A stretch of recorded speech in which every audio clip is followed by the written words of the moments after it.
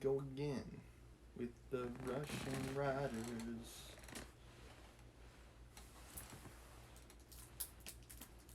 Leo Tolstoy and Fyodor Dostoevsky.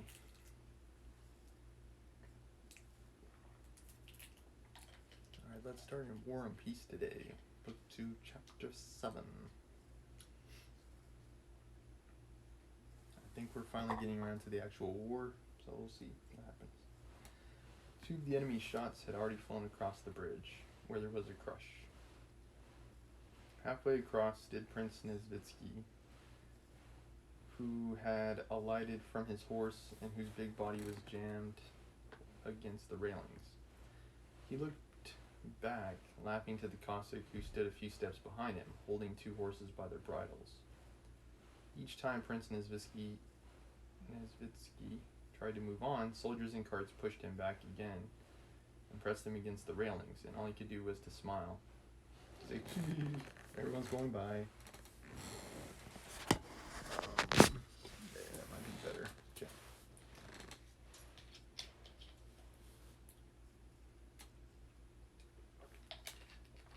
Everyone's like, excuse me, pardon me, excuse me.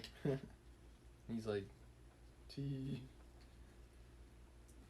What a fine fellow you are, friend, said the Cossack to a convoy soldier with a wagon, who was pressing on to the infantrymen who were crowded together close to his wheels and his horses.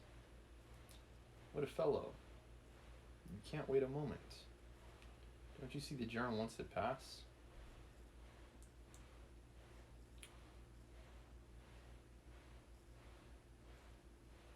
He's like, I just need to get through this.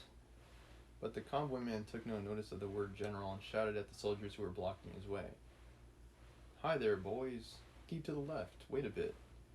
But the soldiers, crowded together shoulder to shoulder, their bayonets interlocking, moved over the bridge in a dense mass. Looking down over the rails, Prince Nesvitsky saw the rapid, noisy little waves of the ends, which, rippling and eddying round the piles of the bridge, chased each other along. Looking on the bridge, he saw equally uniform living waves of soldiers, shoulder straps, covered shakos, knapsacks and bayonets, long muskets, and under the shakos, faces with broad cheekbones. I guess those must be like the types of hats that they were wearing back in those days. Sunken cheeks and listless, tired expressions, and feet that moved through the sticky mud that covered the planks of the bridge. Sometimes through the monotonous waves of men, like a fleck of white foam on the waves at the ends, an officer, in a cloak and with a type of face different from that of the men, squeezed his way along. Sometimes like a chip of wood whirling in the river, an hussar on foot, an orderly or a townsman was carried through the waves of infantry. And sometimes like a log floating down the river, an officer's or company's baggage wagon, piled high, leather covered, and hemmed in on all sides, moved across the bridge. It's as if a dam had burst, said the Cossack hopelessly. Are there many more of you to come? 1,000,000, all but one, replied a waggish soldier in a torn coat with a wink, passed on followed by another, an old man. If he meant the enemy, begins popping at the bridge now, said the old soldier dismally to the comrade, you'll forget to scratch yourself. That soldier passed on, and after him came another sitting on a cart.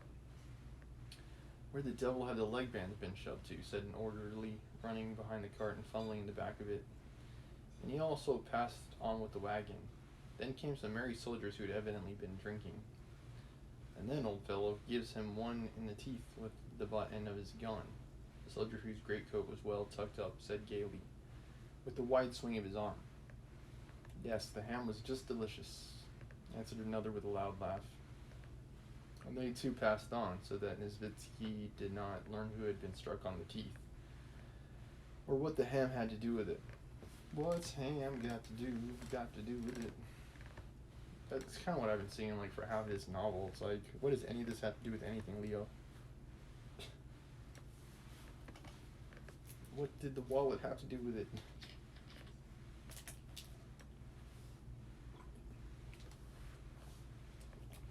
A woman with an unweaned baby, an old woman, and a healthy German girl with bright red cheeks were sitting on some feather beds.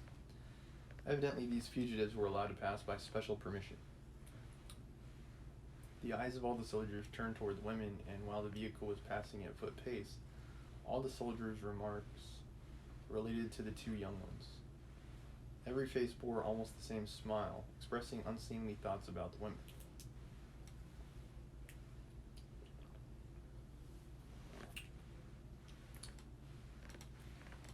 Again, like, women were not very common in the actual ranks. So when they actually did see a cute woman, it's like, whoa,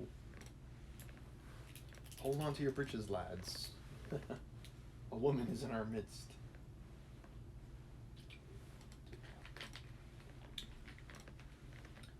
Just see the German sauce.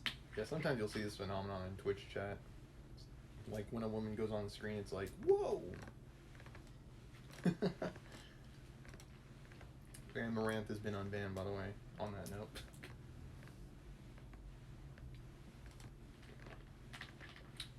Just see the German sausages making tracks too. Sell me the missus, said another soldier, addressing the German who, angry and frightened, strode energetically along with downcast eyes.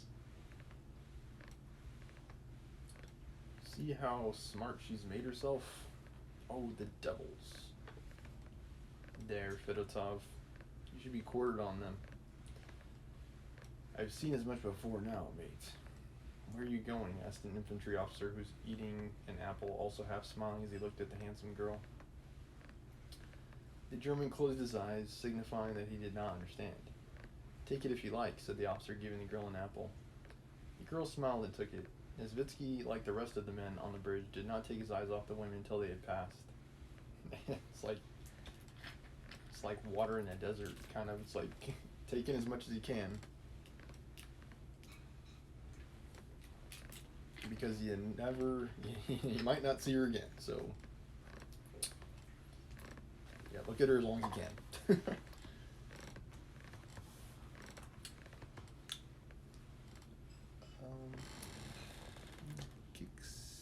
I might need to move my chat display a little bit closer so I can see chat. Kixinglati. The meaning of life. Good question.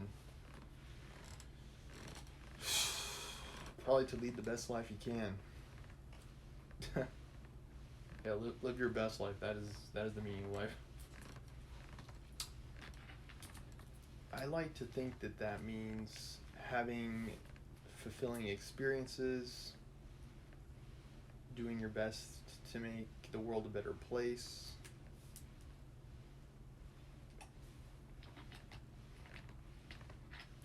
enjoying life, living life.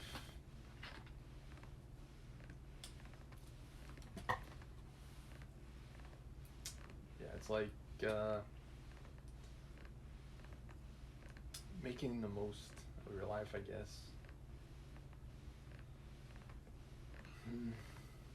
But I don't know. What do I know?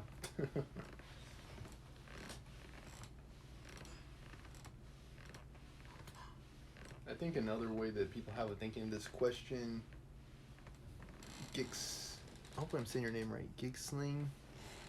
Like another way people have of looking at it is like the meaning of life is what you make it. And I think I would probably agree with that too, to a pretty significant extent. It's like, it's whatever you want it to be. Like life is kind of like a painting sometimes. It's like, it's whatever you want to see. But yeah, sometimes paint gets on your painting or something like that. And you just try to make the most out of it. Okay. Yeah, so she just got handed an apple by the Russian soldiers.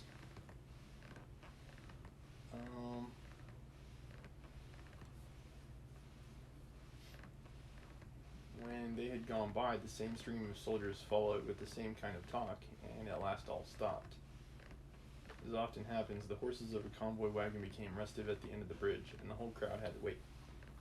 She's like, "Yoo-hoo, boys!" Like, That was like that day's version of Instagram.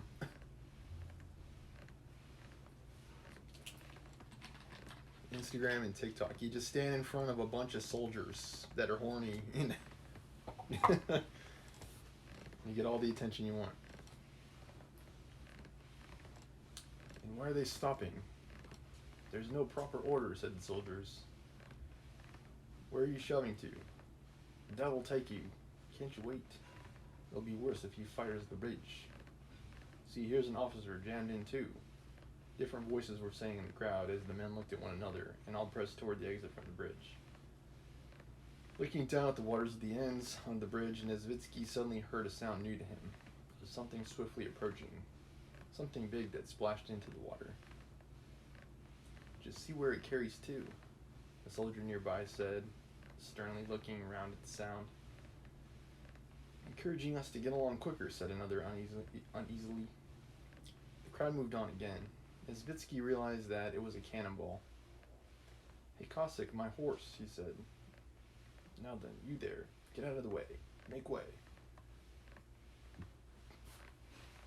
With great difficulty, he managed to get to his horse, and shouting continually, he moved on. The soldiers squeezed themselves to make way for him, but again pressed on him so that they jammed his leg. And those nearest him were not to blame, for they themselves pressed still harder from behind. Nesvitsky, numbskull, came a hoarse voice from behind him. Nesvitsky looked round and saw, some 15 paces away, but separated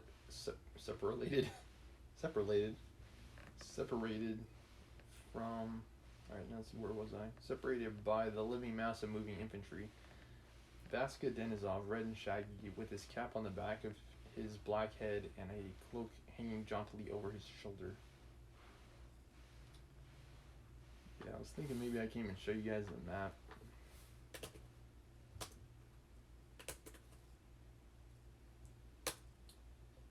I don't know. Yeah, the ends.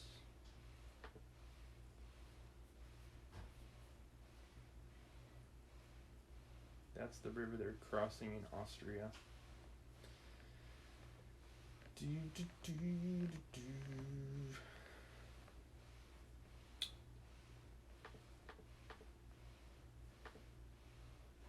ENS.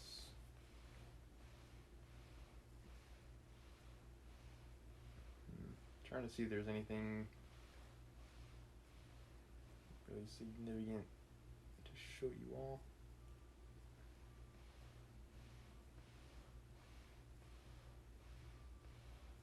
I don't know, let me just keep reading. It seems like they're just trying to get to the battlefield. He feels a lot like cattle. They're just marching along. Tell these devils, these fiends, to let me pass, shouted Denisov, evidently in a fit of rage.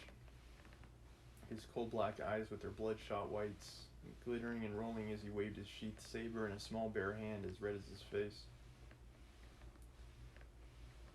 Ah, Vaska, joyfully replied Nesvitsky. What's up with you?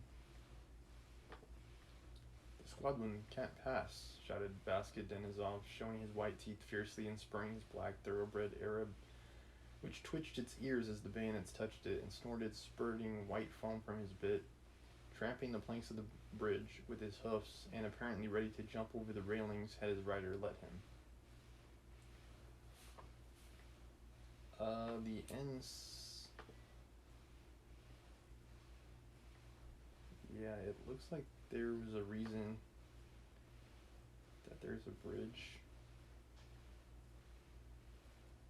It seems pretty deep from what I'm seeing. Like, I don't think that would be a good idea at all for that horse to jump in.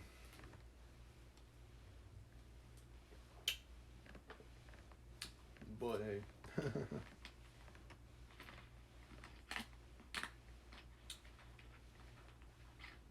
What is this? They're like sheep, just like sheep. Out of the way. Let us pass. Stop there, you devil with the cart. I'll hack you with my saber. He shouted, actually drawing his saber from its scabbard and flourishing it. It's like they're just bored, a bunch of bored soldiers. But, you know, that's hopefully going to change soon. Soldiers crowded against one another with terrified faces, and Denisov joined Nesvitsky. "How's it you're not drunk today?" says Nesvitsky when the other had ridden up to him. "They don't even give one time to drink," answered Vaska Denisov. "They keep dragging the regiment to and fro all day. If they mean to fight, let's fight. But the devil knows what this is." "What a dandy you are today," said Nesvitsky, looking at Denisov's new cloak and saddlecloth. Denisov smiled, took out his saber tache, a handkerchief that diffused the smell of perfume, and put it to Nesvitsky's nose. "Of course, I'm going into action. I've shaved, brushed my teeth, and scented myself." It's like, yeah, they're all itching for combat. The imposing figure of Nesvitsky, followed by Cossack, and the determination of Denisov, who flourished his sword and shouted frantically, had such an effect that they managed to squeeze through to the farther side of the bridge and stopped the infantry. Beside the bridge, Nesvitsky found the colonel to whom he had to deliver the order. Having done this, he rode back. Having cleared the way, Denisov stopped at the end of the bridge. Carelessly holding in his stallion that was neighing and pawing the ground, eager to rejoin its fellows, he watched his squadron draw near. Then the clang of hoofs, as of several horses galloping, resounded on the planks of the bridge, and the squadron, officers in front and men four abreast, spread across the bridge and began to emerge on the side of it. The infantry who had been stopped crowded near the bridge in the trampled mud and gazed with that particular feeling of ill will, estrangement, and ridicule with which troops of different arms usually encounter one another at the clean, smart hussars who move past them in regular order. "Smart lads, only fit for fair," said one. "What good are they? They're led about just for show," remarked another. "Don't kick up the dust, you infantry," jested a hussar whose prancing horse had splashed mud over some foot soldiers.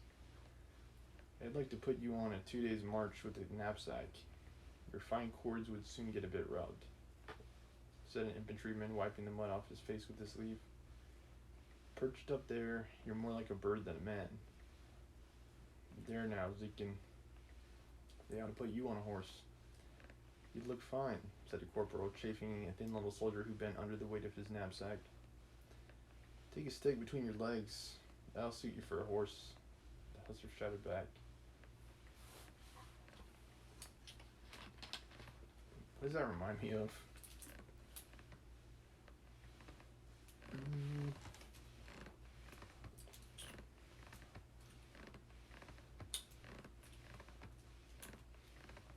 I don't know, it's just not coming to my mind.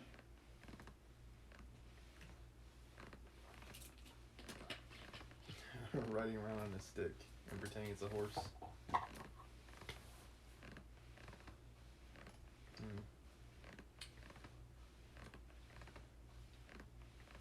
I'd say maybe like Calvin and Hobbes or something like that.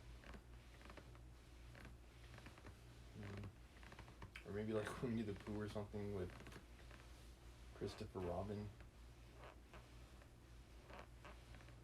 It's like hi-ho silver, and they're like riding around the sticks. But in this case, he's gonna use that instead of horse. Okay, that was War and Peace. Chapter 7, Book 2. Next we'll be moving on to Chapter 2 of Crime and Punishment.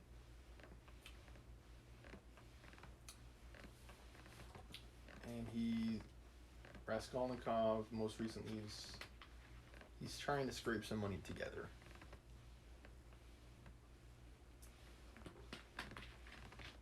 He's behind on rent. He's trying to sell some stuff. His landlady's she's cutting deals with him, and she's kind of like a pawn shop owner. She's like trying to buy it for the least amount humanly possible. Alright, Chapter 2. Here we go. Raskolnikov was not used to crowds, and as we said before, he avoided society of every sort, more especially of late. But Now all at once he felt a desire to be with other people. Something new seemed to be taking place within him, and with it he felt a sort of thirst for company. He was so weary after a whole month of concentrated wretchedness and gloomy excitement that he longed to rest, if only for a moment, in some other world, whatever it might be. And in spite of the filthiness of the surroundings, he was glad now to stay in the tavern.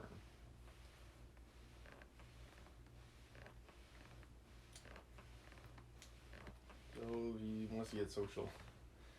The master of the establishment was in another room, but he frequently came down some steps into the main room, his jaunty tarred boots with red turnover tops coming into view each time before the rest of his person. He wore a full coat with a horribly greasy black satin waistcoat, with no cravat. Am I saying that right? Cravat.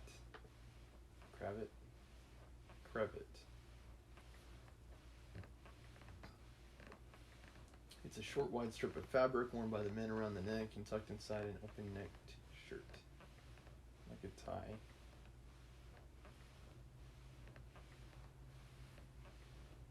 Are those what those big white things were back in those days?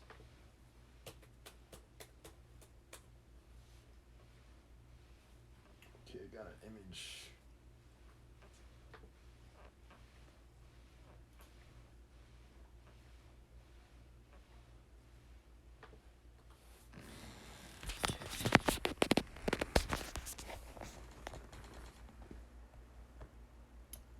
Yeah, it's just like a necktie, but back in those days.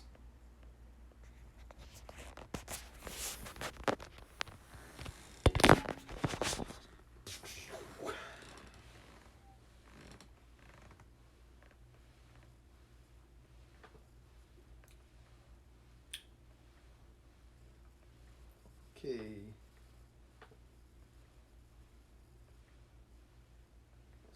Yeah, so but it's saying he does not have that on. So I guess it would be like seeing someone with a suit on but with no tie. I think this is like, and his whole face seems smeared with oil like an iron lock. At the counter stood a boy of about 14, and there was another boy somewhat younger who handed whatever was wanted.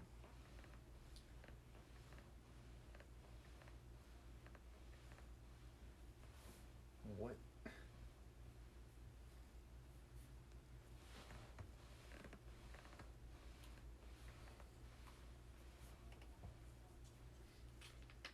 Good. Yeah, he handed whatever was wanted.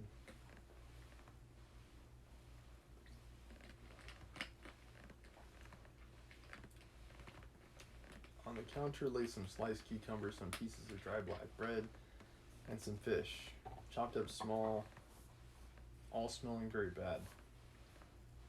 It was insufferably close, and so heavy with the fumes of spirits that 5 minutes in, such an atmosphere might well make a man drunk.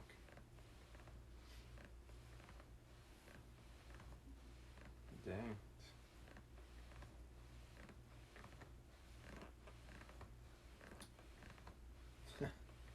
There are chance meetings with strangers that interest us from the first moment, before a word is spoken.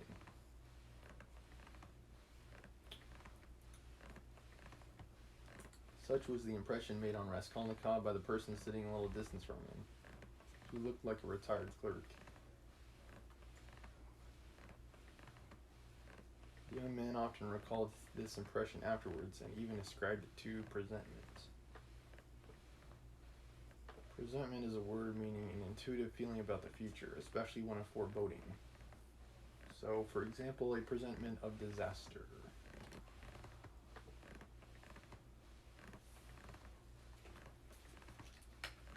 It's like he sees someone and he knows that this person will be of importance, but he doesn't know what significance he has at this point in time.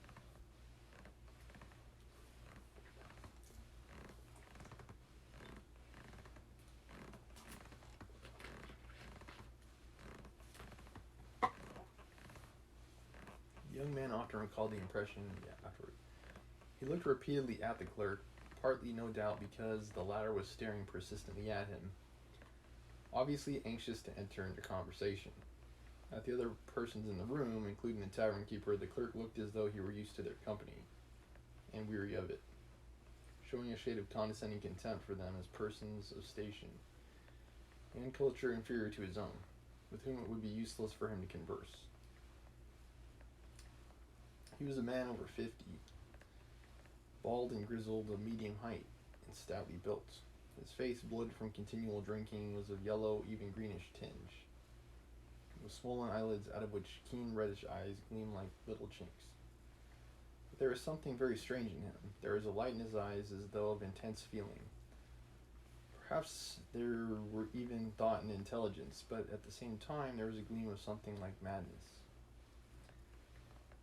It is the state sport of Russia, drinking vodka. Because if you're not, why not? He was wearing an old and hopelessly ragged black dress coat with all its buttons missing except one, and that one he had buttons evidently clinging to his last trace of respectability. A crumpled shirt front, covered with spots and stains, protruded from his canvas waistcoat. Like a clerk, he wore no beard, no mustache, but had been so long unshaven that his chin looked like a stiff grayish brush. And there was something respectable and like an official about his manner, too. But he was restless. He ruffled up his hair and from time to time let his head drop onto his hands, dejectedly resting his ragged elbows on the stained and sticky table. At last he looked straight at Raskolnikov and said loudly and resolutely, "May I venture, honored sir, to engage you in polite conversation?" I can try to say this in a Russian accent. "For as much as, though your exterior would not command respect, my experience admonishes me that you are a man of education and not accustomed to drinking. I have always respected education in conjunction with genuine sentiments. And besides a titular counselor, Munich. Marmeladov, such is my name, titular counselor. I make bold to inquire, have you been in the service?"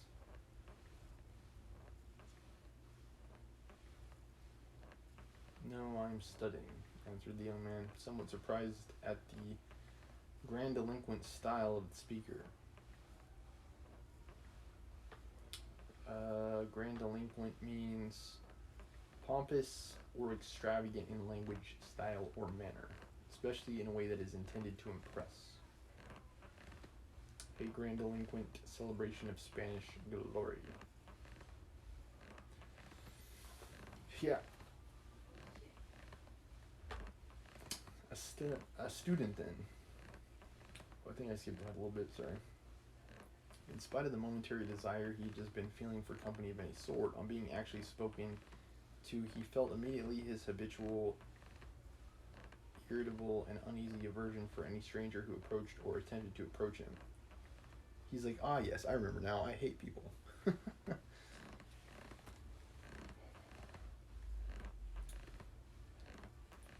"A student, then, or formerly a student," cried the clerk. "Just what I thought.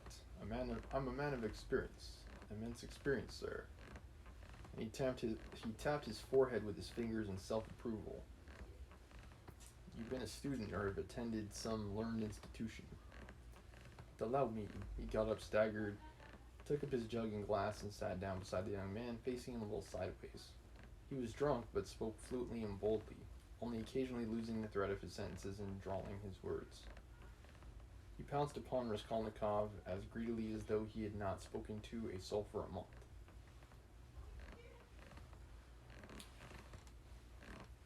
He's had his drinks to keep him company. And I don't know, if he's anything like me, yeah, it can be hard to tell when people like me are drunk. Like, we don't actually get drunk. Even when we're drunk, we're pretty lucid. Honored sir, he began almost with solemnity, poverty is not a vice. That's a true saying. Yet I know too that drunkenness is not a virtue. Darn. And that's even truer. But beggary, honored sir, beggary is a vice.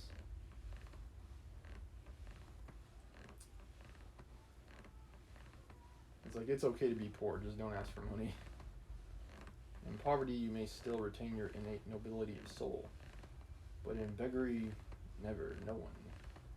For beggary, a man is not chased out of human society with a stick, he is swept out with a broom, so as to make it as humiliating as possible. And quite right, too. For as much as in beggary, I am ready to be the first to humiliate myself. Hence the pothouse. Honored sir, a month ago, Mr. Lebeziatnikov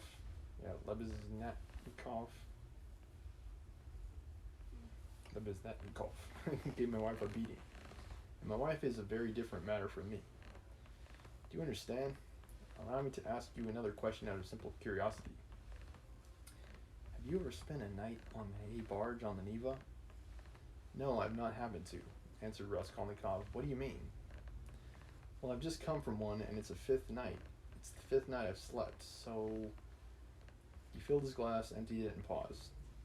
Bits of hay were in fact clinging to his clothes and sticking to his hair. It seemed quite probable that he had not undressed or washed for the last 5 days. Ugh. He had a distinct smell of booze and piss. His hands particularly were filthy. They were fat and red with black nails.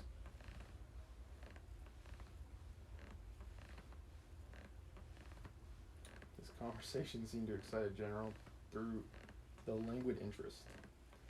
The boys at the counter fell to sniggering. The innkeeper came down from the upper room, apparently on purpose to listen to the funny fellow, and sat down at a little distance, yawning lazily but with dignity. Evidently, Marmeladov was a familiar figure here, and he had most likely acquired his weakness for high-flown speeches from the habit of frequently entering into conversation with strangers of all sorts in the tavern.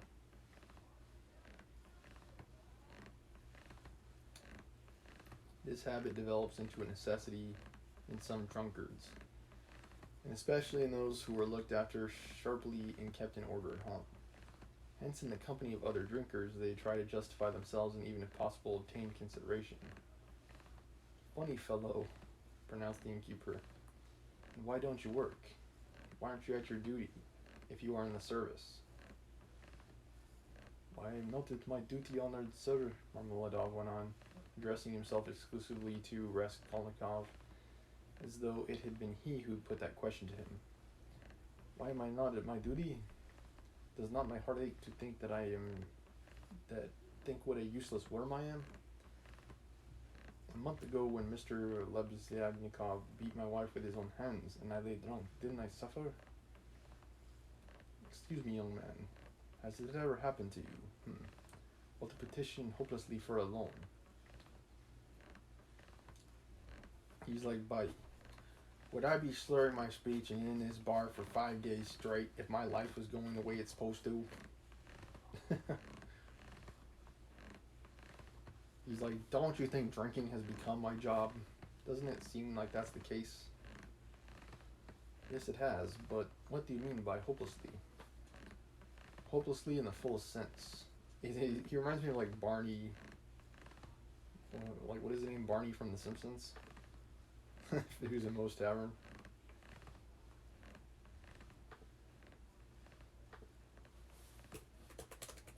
Right. I'm remembering that right? Yeah, Barney. Barney Gumble, yeah. Whew. Going too far ahead.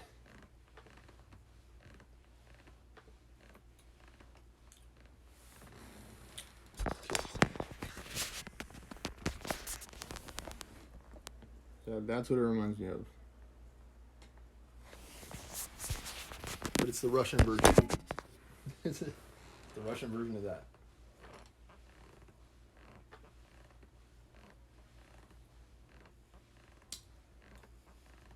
Hopelessly in the fullest sense. When you know beforehand that you will get nothing by it. You know, for instance, beforehand with positive certainty that this man, this most reputable and exemplary citizen, will on no consideration give you money. And indeed I ask, why should he?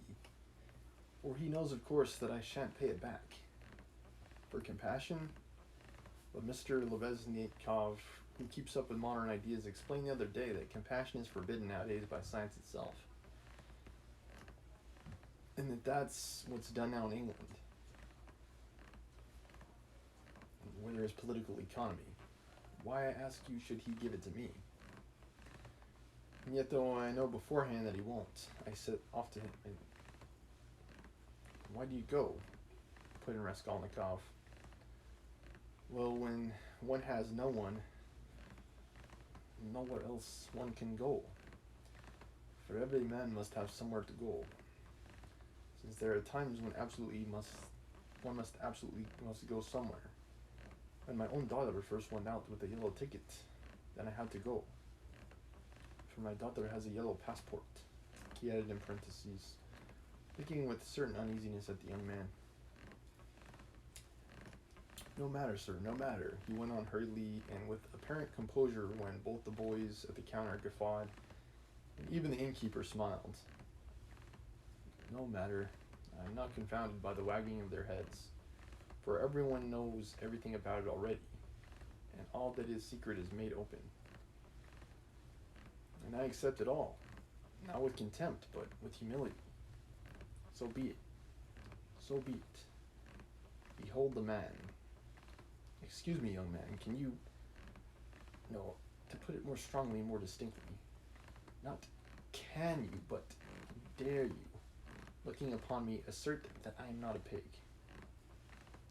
The young man did not answer a word.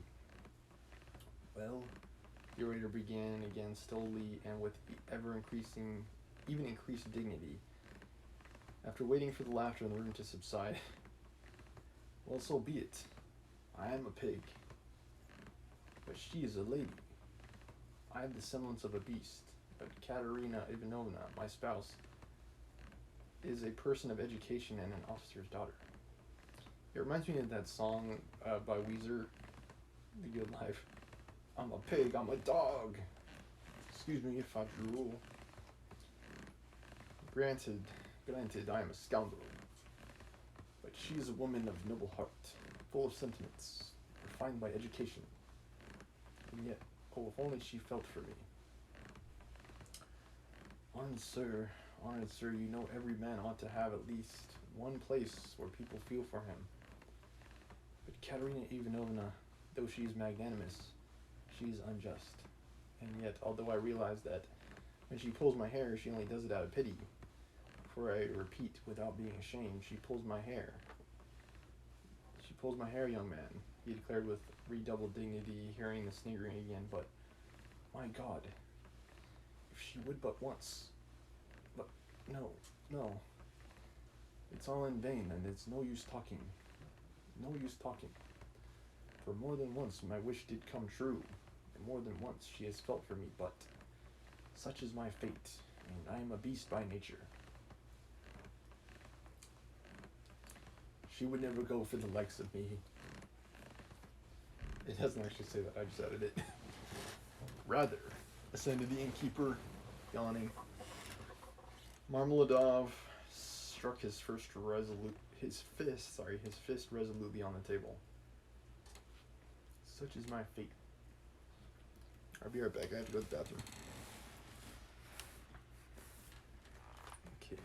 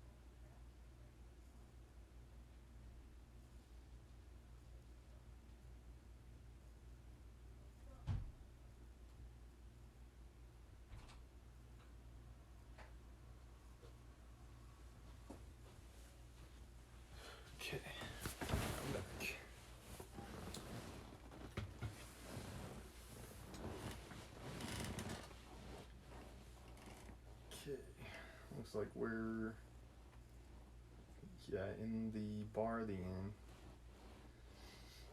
Okay. Do you know, sir? Do you know? I've sold her very stockings for drink. Not her shoes. I'll try to read it normally. The accent, I think, is too hard for me to keep up. Not her shoes. That would be more or less in order of things, but her stockings. Her stockings I have sold for drink.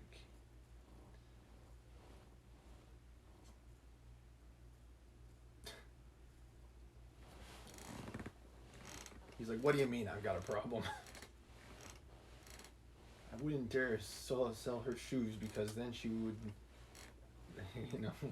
hurt her feet on the rocks on the ground, but her socks I can sell for another drink. It's fine.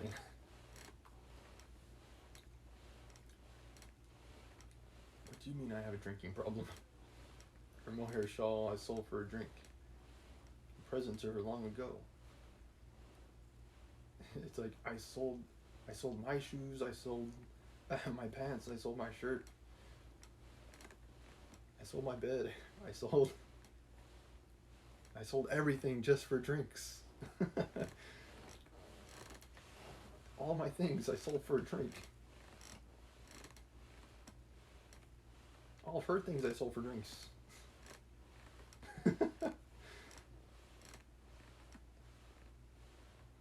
We live in a cold room, and she caught cold this winter and has begun coughing and spitting blood too. We have 3 little children, and Katerina Ivanovna is at work from morning till night. She is scrubbing and cleaning and washing the children, for she's been used to cleanliness from a child. But her chest is weak, and she has a tendency to consumption, and I feel it.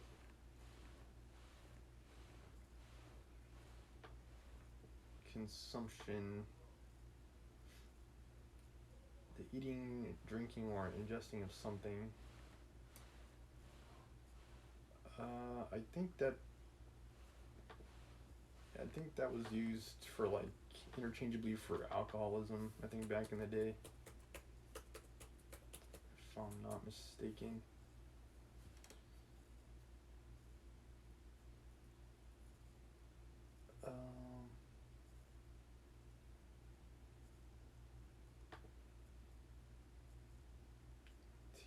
Tuberculosis.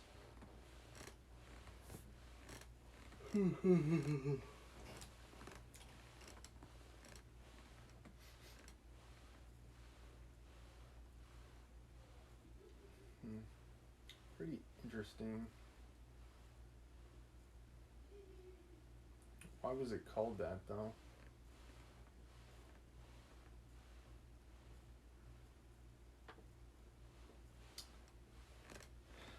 Okay.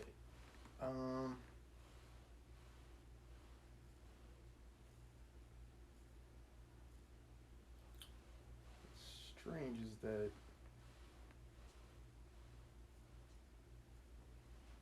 I need to look at consumption disease. I think it was known as consumption before it was known as tuberculosis.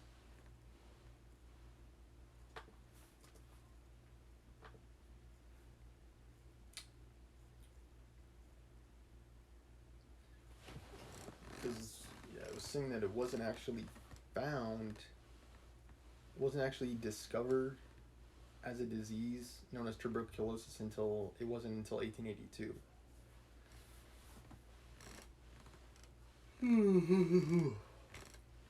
Infection of the lungs.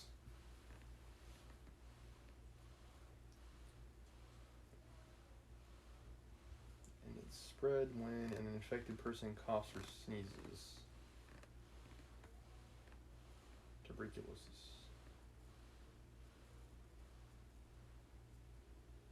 And interestingly enough, it's much like COVID in the sense that it's partly preventable by vaccine. But unlike COVID, it makes you cough up blood. I guess not really funny, but I guess it's funny in a dark way.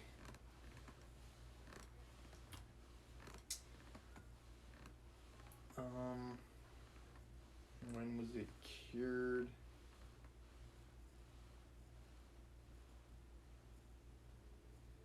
Yeah, it's a bacteria that attacks the lungs.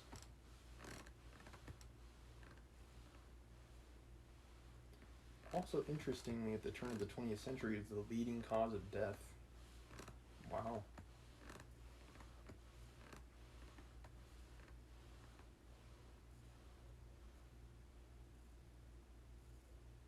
Okay, so here's what I wanted to know.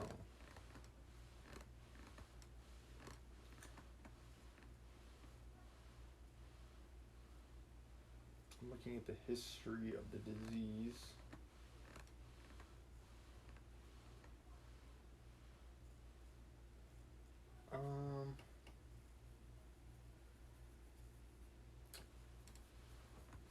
Let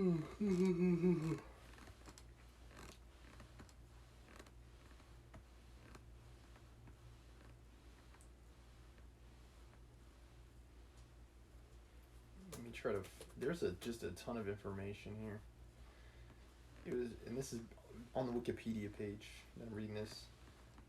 The Wikipedia page of tuberculosis. It was historically called consumption due to the weight loss.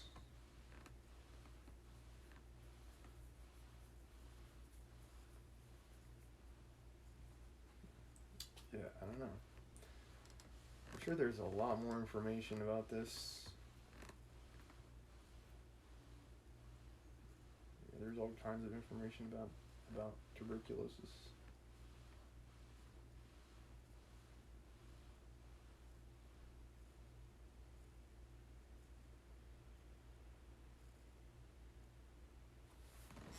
I can share some of this stuff with you guys. I think it's really cool.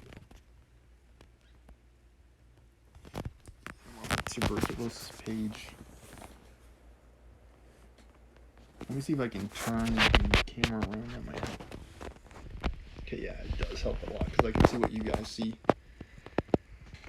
What you folks see. So it says prevent disease. Public health campaigns in the 1920s tried to halt the spread of TB. Careless spitting, coughing, sneezing spread influenza and tuberculosis.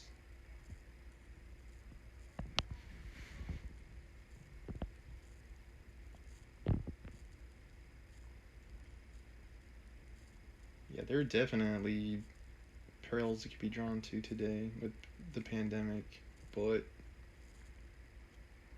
yeah, this was different. Do not spit.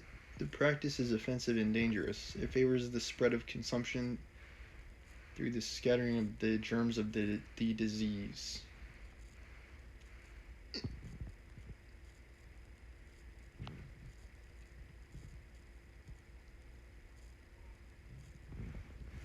Okay, I'm just in time for Halloween. I'm just kidding. That was not just in the movies. That was real.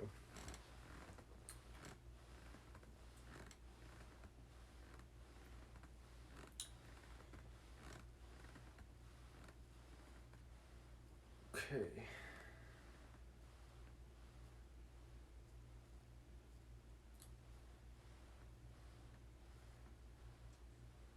Yeah, I don't know. Tuberculosis, yeah. This woman had it.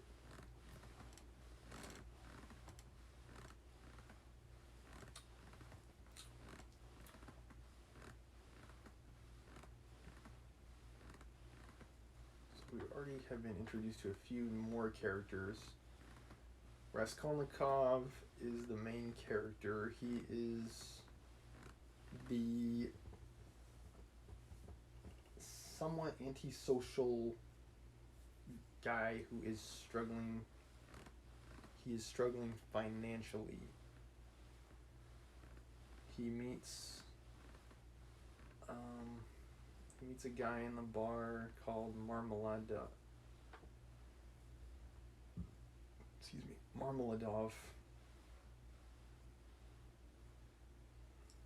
And then there's Marmeladov is talking about his personal life.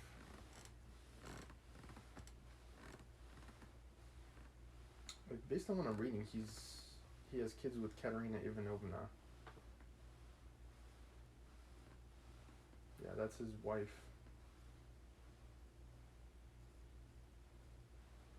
think she's the one that's sick. Yeah, so who's Mr. Lebeziatnikov?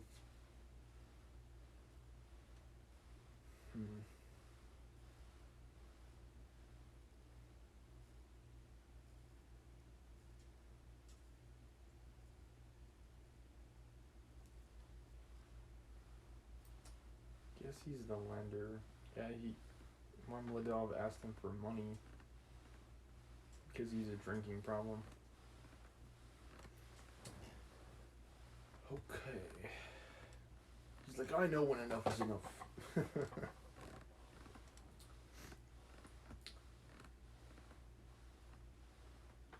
where was I? He struck his fist on the table. Such is my fate. Yeah, he's like, I sold everything for drinks. She's begun coughing and spitting blood too. You have 3 little children, and Katerina Ivanovna is at work from morning till night. Is she even allowed to work with that? Like, it's... Based on what I was reading, TB was highly contagious. And pretty dang dangerous. Like, I don't think you'd be allowed to work if you had that. Like, the first signs of someone spitting up blood, it's like they'd be sent home, I'm pretty sure, to avoid wiping out the workplace.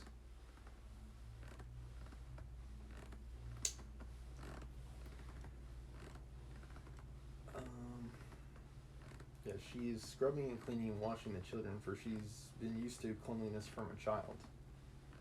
But chest is weak, and she has a tendency to consumption, and I feel it. Do you suppose I don't feel it? The more I drink, the more I feel it. That's why I drink too. It's like, everything is better when I've had a few drinks.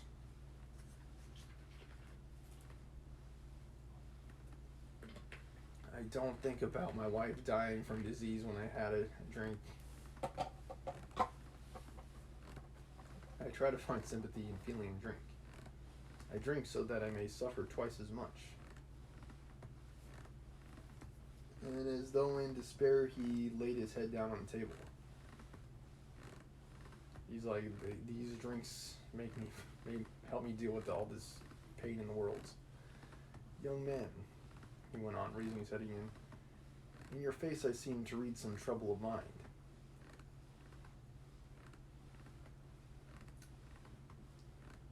Yeah, he's not doing well financially. And it's already been established in Crime and Punishment, by the way, that he stands out because he's wearing clothes that are not in good order. Like, his clothes are like ripped and torn and stuff. Not like he's got to buy new clothes. He's like, and Marmeladov's like, something's troubling you, and he's like, he looks like a bomb. It's like, you think? Like, you can ask anyone on the side of the road that. It's like, is something bothering you? It's like, yeah, I think so. I don't have a freaking job. I should think so. I don't have money to buy myself new clothes. When you came in, I read it. And that's why I addressed you at once. For an unfolding to you the story of my life, I do not wish to make myself a laughingstock before these idle listeners, who indeed all know about it, who know all about it already. But I'm looking for a man of feeling and education. Someone who can get things fixed. Do you want to be rich? I've got the brains. You've got the brawn. Let's make lots of money. Pet Shop Boys.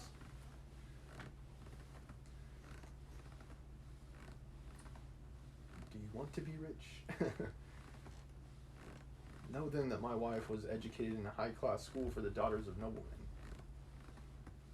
And on leaving, she danced the shawl dance before the governor and other personages, for which she was presented with a gold medal and certificate of merit. My wife, she is amazing. The medal, of course, was sold long ago. But the certificate of merit is in her trunk still, and not long ago she showed it to our landlady. And although she is most continually on bad terms with the landlady, yet she wanted to tell someone or others of her past honors and of the happy days that are gone. I don't condemn her for it. I don't blame her, for the one thing left is her recollection of the past, and all the rest is dust and ashes. It's like, she might be dying from this horrible disease, but she can get through with memories of the golden days, back when she could dance. The present might suck, but the past is awesome. Yes. She is a lady of spirit, proud and determined. She scrubs the floors herself and has nothing but black bread to eat, but won't allow herself to be treated with disrespect. That's why she would not overlook Mr. Lebeziatnikov's rudeness to her. And so when he gave her a beating for it, she took to her bed more from the hurt to her feelings than from the blows. Yeah, I think, like, women were not... They did not have the same status in those days.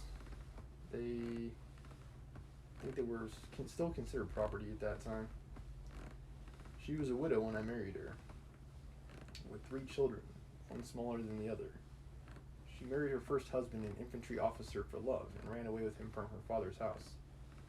She was exceedingly fond of her husband, but he gave way to the cards, got in trouble, and with that he died. He used to beat her at the end, and although she paid him back, of which I have authentic documentary evidence, to this day she speaks of him with tears, and she throws him up to me.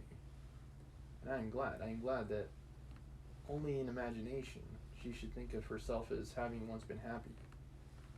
And she was left at his death with 3 children in a wild and remote district where I happened to be at the time.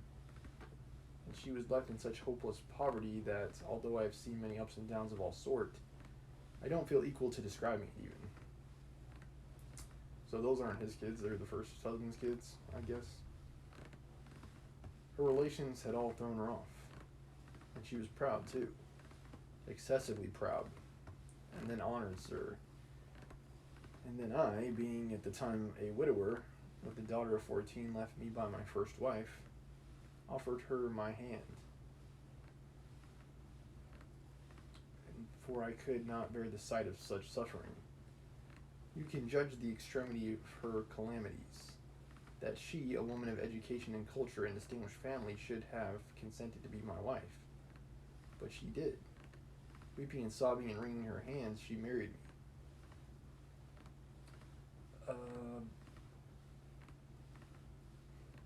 Okay. I kind of feel bad for her too. She goes from one problem guy to the next. It's like her first husband had a gambling problem. Her second husband has a drinking problem.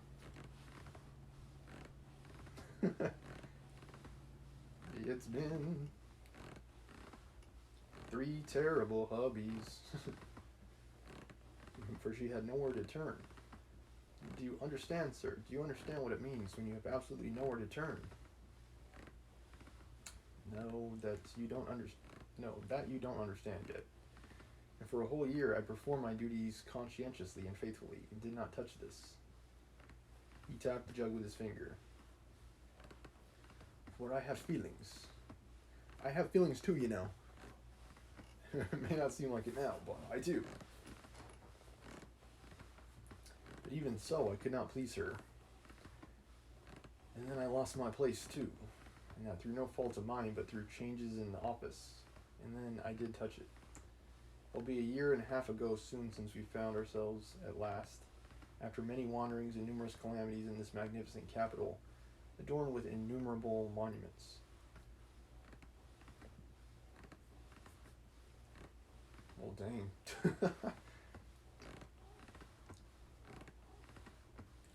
He's like, she lost everything, I lost everything, and all I have are these drinks.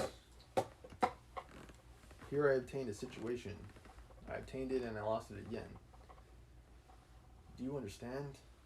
This time it was through my own fault that I lost it, for my weakness had come out. We have now part of a room at Amalia Fyodorovna some of these Russian names, like sheesh. We have now part of a room at Amalia Fyodorovna Lipovichel's. And what we live upon and what we pay our rent with, I could not say. Sheesh, times are hard. in this part of Russia.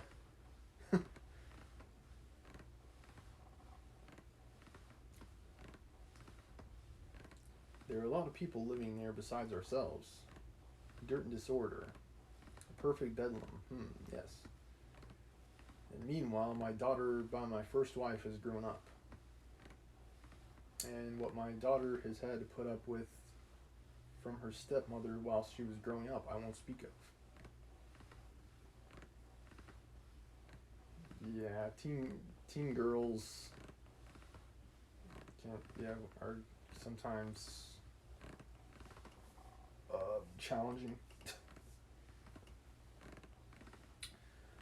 For though Katerina Ivanovna is full of generous feelings, she's a spirited lady, irritable and short-tempered. Yes. But it's no use going over that. Yeah, I think that's pretty likely that happens, like whenever there's a new father or mother, and especially when they're very stubborn and obstinate, there could be a friction, especially when the kids are in their teens.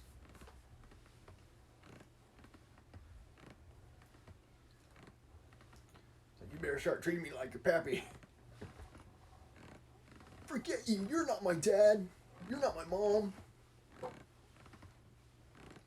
My mom died. Well, who knows when she died.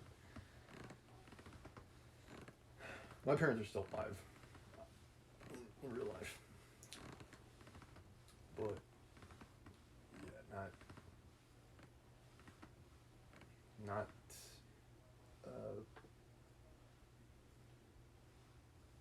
what's his name, Med something? Marmeladov, yeah, not Marmeladov's daughter. Okay, where are we?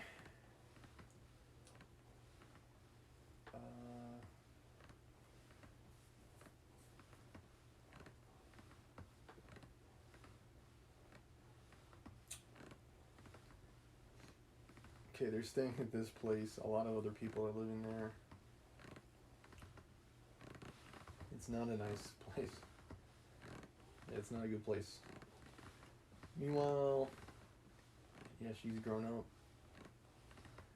For though Katerina Ivanovna is full of generous feelings, she's very irritable and short-tempered. Yeah, sometimes there'll be friction when the new stepmom or stepdad tries to assert their authority.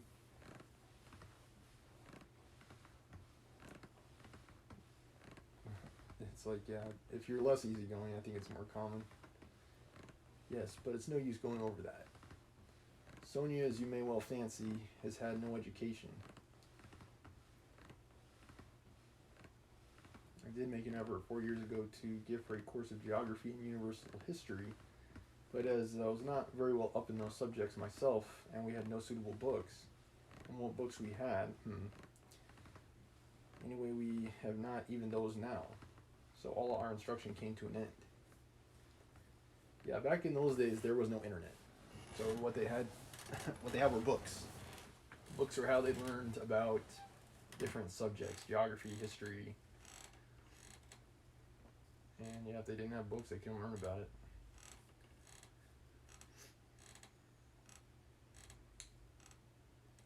For what little you could remember from your memory in school.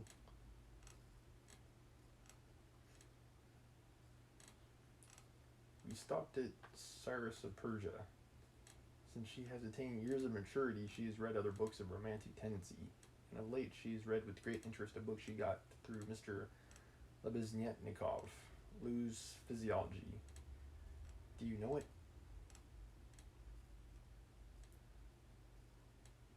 And even recounted extracts from it to us. And that's the whole of her education.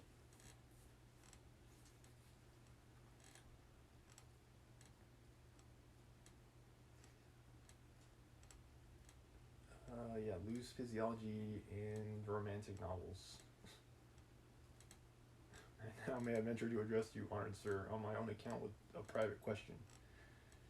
Do you suppose that a respectable poor girl can earn much by honest work? Not 15 farthings a day can she earn. Okay, so yesterday we learned that kopecks are like coins, rubles are like dollars. So what are farthings worth?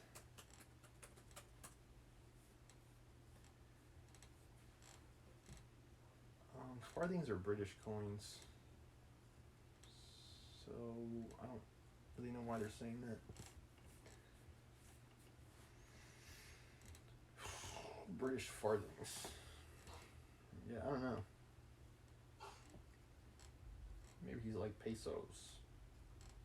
You can't make 100 pesos. No. Not 15 farthings a day can she earn. Farthings are British coins.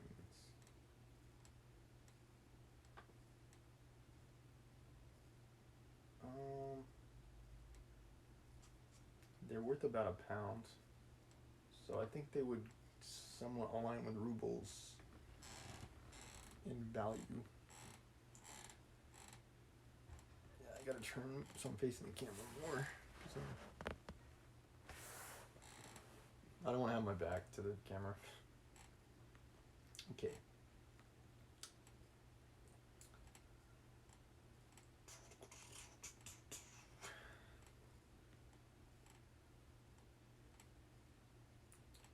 Yeah, do you suppose that a respectable poor girl can earn much by honest work?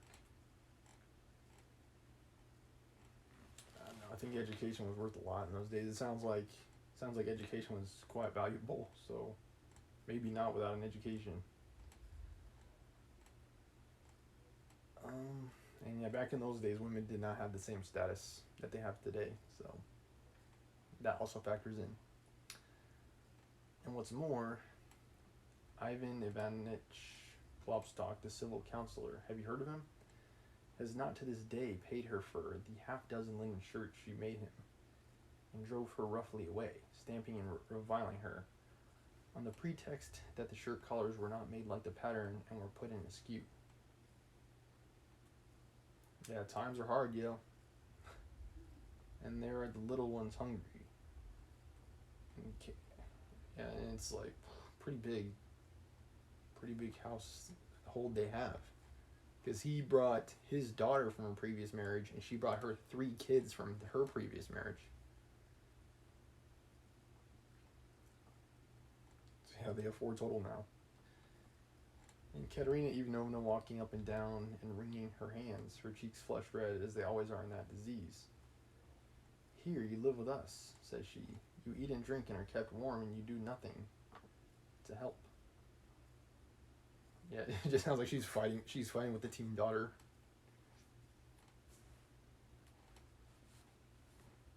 And much she gets to eat and drink when there is not a crust for the little ones for 3 days. Yeah, there's definitely friction in this household. I was lying at the time. Well, what of it? I was lying drunk and I heard my Sonia speaking. She's a gentle creature with a soft little voice, fair hair and such a pale, thin little face. She said, Katerina Ivanovna, am I really to do a thing like that? And again, who is Katerina Ivanovna? That's not the... Is that the wife? Yeah, I guess so. Right? Is that her name? Yeah, I guess so. I guess Katerina Ivanovna's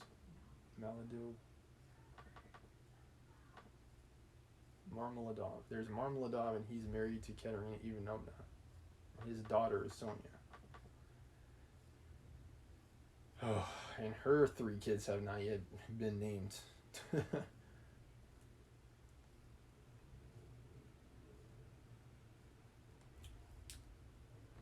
Okey-doke, where are we now?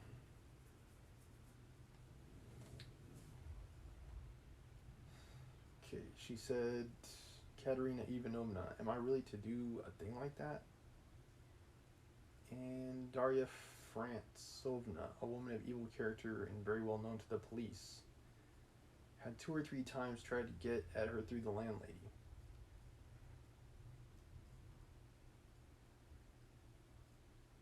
why not?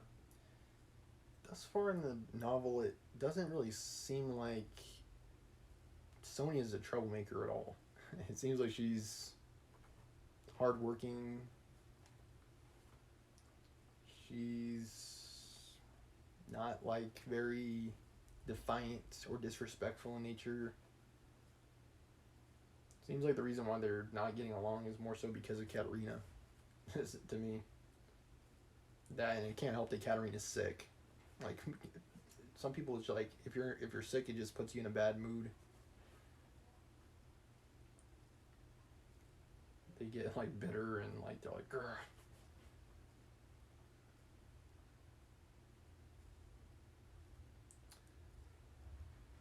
Everything sucks. Can't you see I'm dying?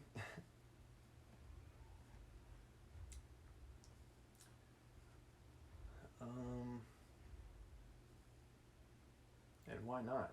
Said Katerina Ivanovna with a jeer. You are something mighty precious to be so careful of. But don't blame her, honored sir, don't blame her. She was not herself when she spoke, but driven to distraction by her illness and the crying of the hungry children, and was said more to wound her than anything else.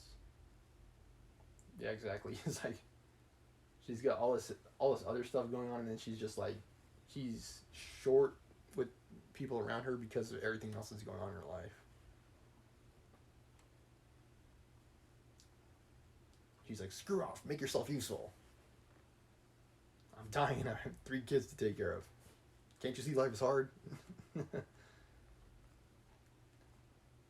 For that Katerina Ivanovna's character, and when children cry, even from hunger, she falls to beating them at once. It's like, dang. Dang, yo. Fedor, dang.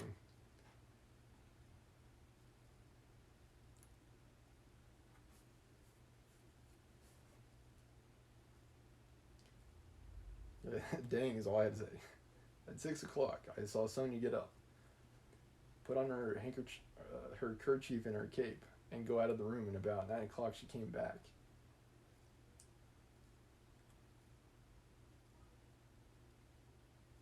She walked straight up to Katerina Ivanovna and she laid 30 rubles on the table before her in silence. How did she get that money? We may not want to know. She did not utter a word. She did not even look at her. She simply picked up our big green drap-de-dame shawl. We had a shawl. We have a shawl made of drap-de-dames. Put it over her head and face and lay down on the bed with her face to the wall. Only her little shoulders and her body kept shuddering, and I went on lying there just as before. What's it? Drap-de-dames. Let me see if I can Google it.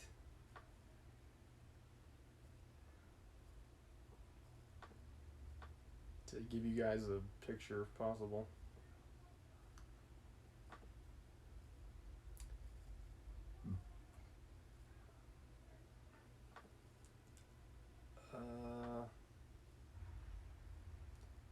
Green shawl.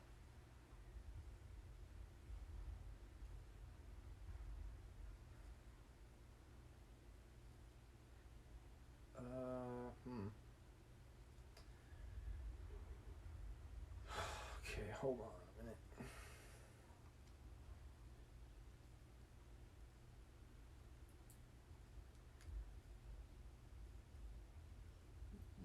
Yeah, it's not used much outside of this novel, Crime and Punishment.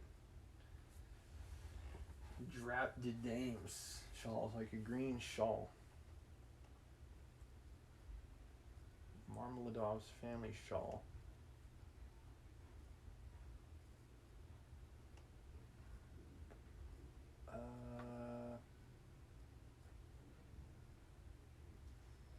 Yeah, I'm just curious what it looks like.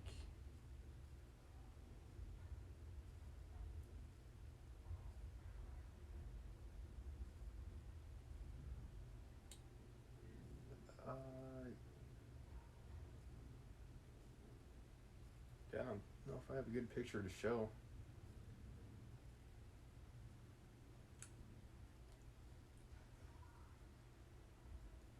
Yeah, I may not have something to show on this.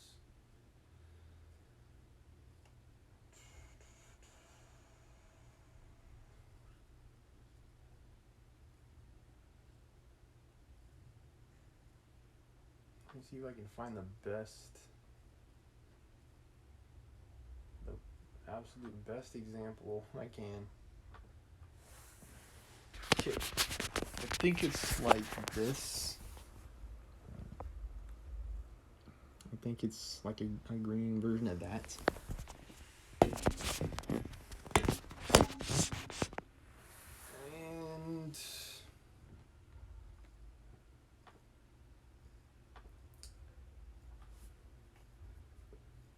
she simply picked up our big green shawl, put it over her head and face, and laid down on the bed with her face to the wall. Only her little shoulders and her body kept shuddering, and I went on lying there just as before. And then I saw, young man, I saw Katerina Ivanovna in the same silence go up to Sonia's little bed. She was on her knees all the evening kissing Sonia's feet, and would not get up. And then they both fell asleep in each other's arms. Together, yes. And I lay drunk. Like, I think that, like, that's a bit unsurprising in a way, because, like, they've both been through so much. It's like, Katerina probably should be a little bit easier on Sonia.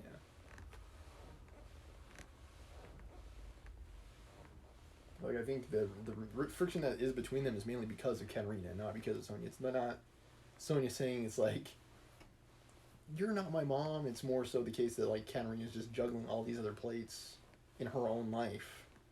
Like, she's sick and she's got all these other kids from her first marriage.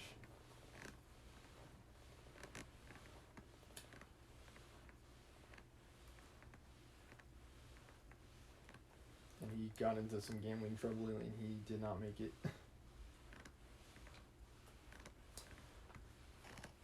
Okay.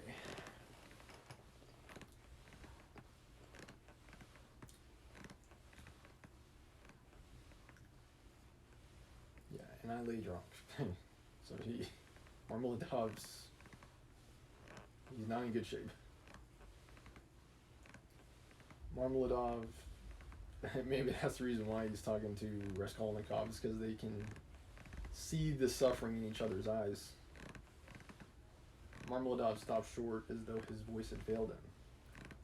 Then he hurriedly filled his glass, drank, and cleared his throat. Since then, sir, he went on after a brief pause. Since then, owing to an unfortunate occurrence and through information given by evil-intentioned persons,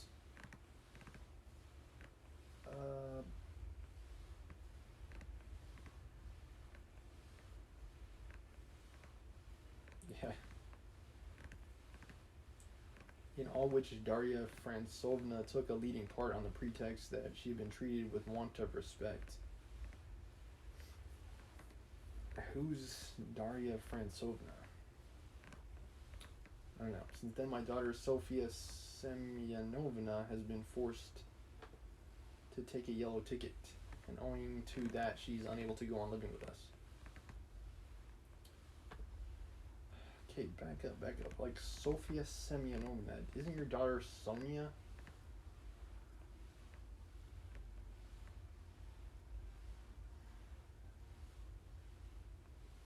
I honestly don't know. Why are you saying that? Unless he has more than one daughter.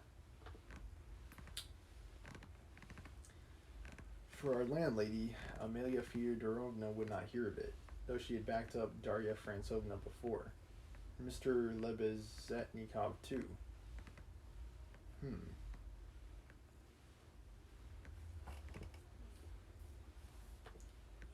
Darya Francovna's...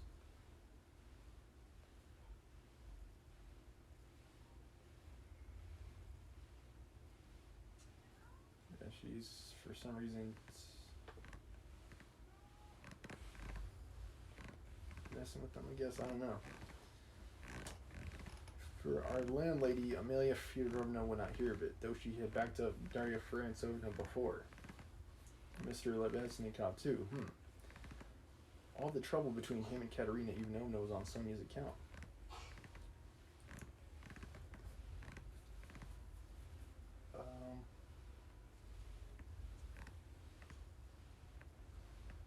Who? Mr. Lebesnikov? I guess he's talking about Mr. Lebesnikov. At first, he was for making up to Sonia himself, and then all of a sudden he stood on his dignity. How, said he, can a highly educated man like me live in the same room with a girl like that? And Katerina Ivanovna would not let it pass. She stood up for her. And so that's how it happened. Also, Katerina was sticking up for the daughter, Sonia. That's what she got beat by Mr. Lebesnikov. But what happened in the first place? Why is Mr. Lebesnikov trying to get after Sonia? And Sonia comes to us now, mostly after dark. She comforts Katerina Ivanovna and gives her all she can. She has a room at the Kapernamovs, the tailors. She lodges with them. Kapernamov is a lame man with a cleft palate, and all of his numerous family have cleft palates too. And his wife too has a cleft palate. They all live in one room. But Sonia has her own partitioned off. Yes. Very poor people, all with cleft palates, yes. Yeah, I don't know how it was in those days.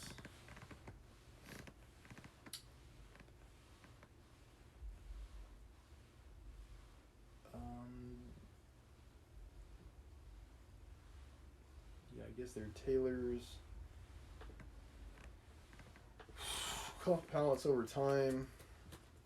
I believe it's a birth defect. Yeah, birth condition, I think people might put in more polite terms. But it's when it's like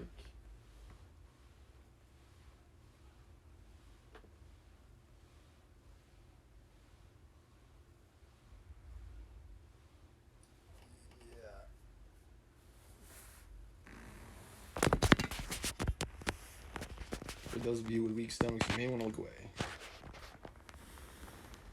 I guess it's not that bad. You can see it's like the... Yeah, see, like on right is like someone who does not have the condition, and on left is someone who does. I think it can make it hard to eat because you have that big hole. It definitely affects the way you talk. There's no doubt about that.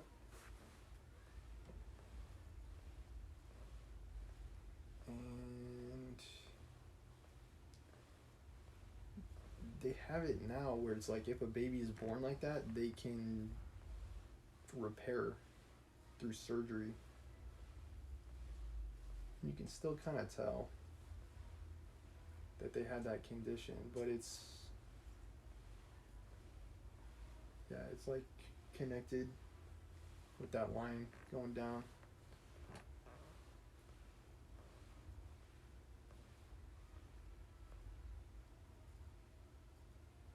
But yeah, back in those days, they might not have had that surgery procedure available. It might not have been possible at that time. So that entire family might have been walking around like that, with that big hole in their face.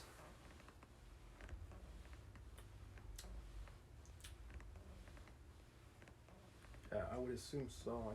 I would assume that everyone was like that in that family.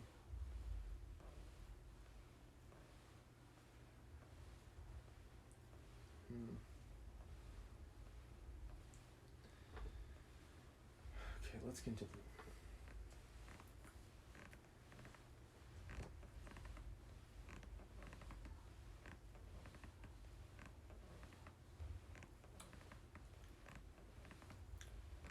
Yeah, they all have it. They all live in one room, but Sonia has her own partitioned off. She's staying in the side room or something. Yes, very poor people and all with cleft palates, yes.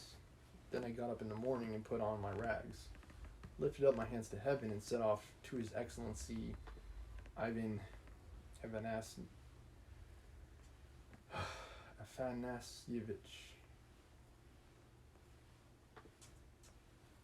think I'll just call him Ivan A. for now. His Excellency Ivan A. Do you know him? No? Well, and it's a man of God you don't know.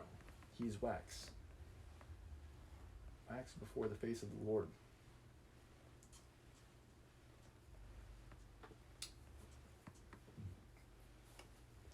Even as wax melteth. His eyes were dim when he heard my story. Marmeladov. Okay, hold on a second. His eyes were dim when he heard my story. Marmeladov. Once already you have deceived my expectations. I'll take you once more on my own responsibility. That's what he said. Remember, he said. And now you can go.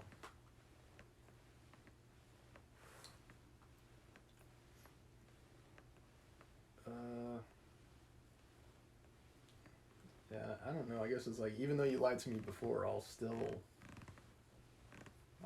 forgive you anyway. I kissed the dust at his feet and thought only, for in reality he would not have allowed me to do it, being a statesman and a man of modern political and enlightened ideas.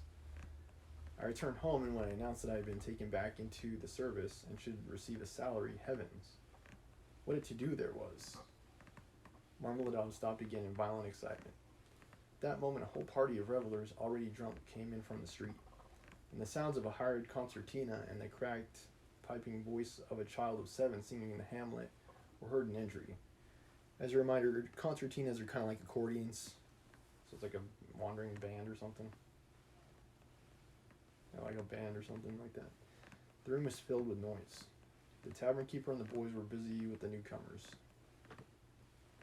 Marmeladov, paying no attention to the new arrivals, continued his story. These chapters are quite long. He appeared by now to be extremely weak, but as he became more and more drunk, he became more and more talkative. The recollection of his recent success in getting the situation seemed to revive him, and was positively reflected in a sort of radiance on his face. Raskolnikov listened attentively. It's like him getting a job was a bright spot. That was 5 weeks ago, sir. Yes, as soon as Katerina Ivanovna and Sonia heard of it, mercy on us. It was as though I stepped into the kingdom of heaven. Everything else was crap, but that was good. It used to be. You can lie like a beast. Nothing but abuse. Now they were walking on tiptoe, hushing the children. Semyon Zaharovich is tired with his work at the office. He's resting. Shh. They made me coffee before I went to work and boiled cream for me. They began to get real cream for me. Do you hear that? And how they managed to get together the money for a decent outfit. 11 rubles, 50 kopecks. I can't guess. Boots, cotton shirt fronts. Most magnificent, a uniform. They got up all in splendid style for 11 rubles and a half. The first morning I came back from the office, I found Katerina Ivanovna had cooked 2 courses for dinner. Soup and salt meat with horseradish, which we had never dreamed of till then. She had not any dresses, none at all. But she got herself up as though she were going on a visit. And not that she had anything to do with it, she smartened herself up with nothing at all. She'd done her hair nicely, put on a clean collar of some sort, cuffs, and there she was, quite a different person. She was younger and better looking.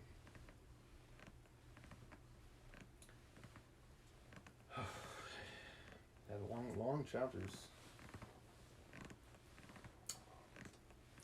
Sonia, my little darling, had only helped with money for the time, she said. It won't do for me to come and see you too often. After dark, maybe when no one can see. Do you hear? Do you hear?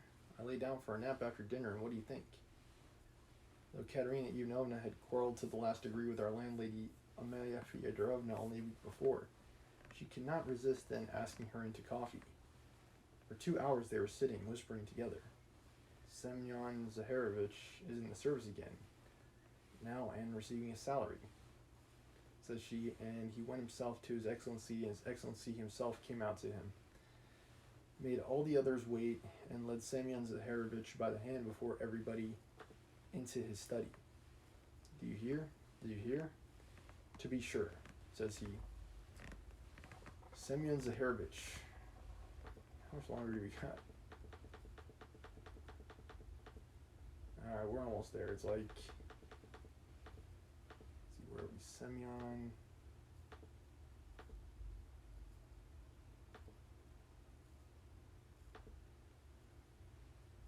We've got about like 10 pages left. Gonna use the bathroom. I'll be right back again. Might as well take intermission because these chapters are long. But Crime and Punishment, it's really, really good. Like, I already love these characters. Like, it's a good story. I'm rooting for Sonia. It's like, she might not have a lot of money, but she's got spunk.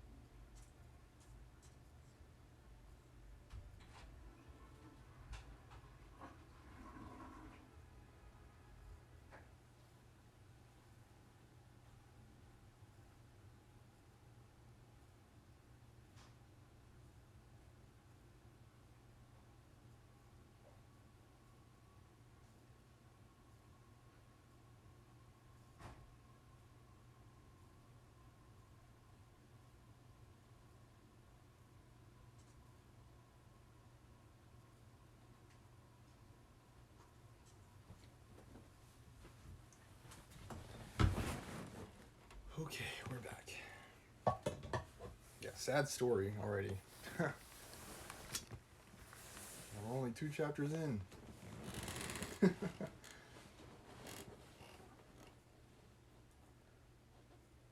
And yeah, Fyodor Dostoevsky spent most of the first chapter focusing on Raskolnikov, and he's spending most of the second chapter talking about exploring Marmeladov's life, his relationships, his personal life and family.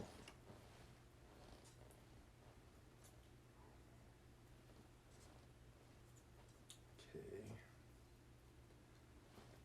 Semyon Zaharovich, remembering your past services, says he. In spite of your propensity to that foolish weakness, since you promise now,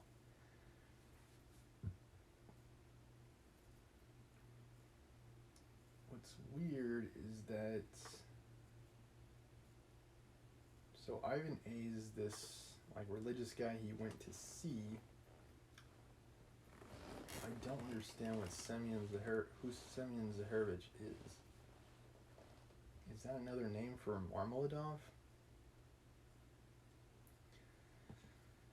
I don't know. I assume so based on how it's being used here. It's kind of like Sonia and that other name she had. Like, it's like an alias or something. In spite of your propensity to that foolish weakness, since you promise now, and since moreover we've got on badly without you. Do you hear? Do you hear? And so, says he, I rely now on your word as a gentleman. And all that, let me tell you, she has simply made up for herself. And not simply out of wantonness, for the sake of bragging, no. She believes it all herself. She amuses herself with her own fancies. Upon my word, she does.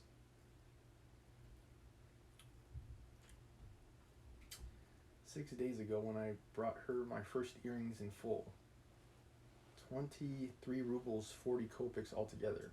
Dang. She called me her poppet. Poppet, said she, my little poppet. And when we were by ourselves, you understand, you would not think me a beauty. You would not think much of me as a husband, would you? Well, she pinched my cheek. My little poppet, said she. Marmeladov broke off, tried to smile, but suddenly his chin began to twitch. He controlled himself, however.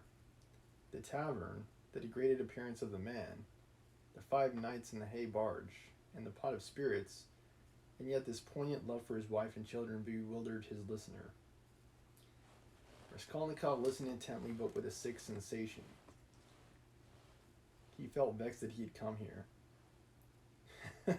He's like, what am I doing here? Honored sir, cried Marmeladov, recovering himself. Oh, sir, perhaps all this seems a laughing matter to you, as it does to others. And perhaps I'm only worrying you with the stupidity of all the trivial details of my home life. But it is not a laughing matter to me. I think that, what's it called, like, it's like leaning on the fourth wall. Like, I think that Fyodor does that more than Leo does in War and Peace. He's like, I must be boring you with all this talk of my personal life. It's like, yes, Fyodor, we know. You spent most of the chapter talking about Marmeladov's wife and his kids and how hard their life is. But it's not a laughing matter to me, for I can feel it all. And the whole of that heavenly day of my life, and the whole of that evening I passed in fleeting dreams of how I would arrange it all, how I would dress all the children, and how I should give her rest, and how I should rescue my own daughter from dishonor and restore her to the bosom of her family, and a great deal more. Quite excusable, sir. Well then, sir? Marmeladov suddenly gave a sort of start, raised his head, and gazed intently at his listener. Well, on the very next day, after all those dreams, that is to say, exactly 5 days ago in the evening, by a cunning trick, like a thief in the night, I stole from Katerina Ivanovna the key of her box, took out what was left of my earrings. How much it was, I have forgotten. And now look at me. Looks to me, all of you. It's the 5th day since I left home. And they're looking for me. They're looking for me there, and it's the end of my employment. And my uniform is lying in a tavern on the Egyptian bridge. I exchanged it for the garments I have on. And it's the end of everything.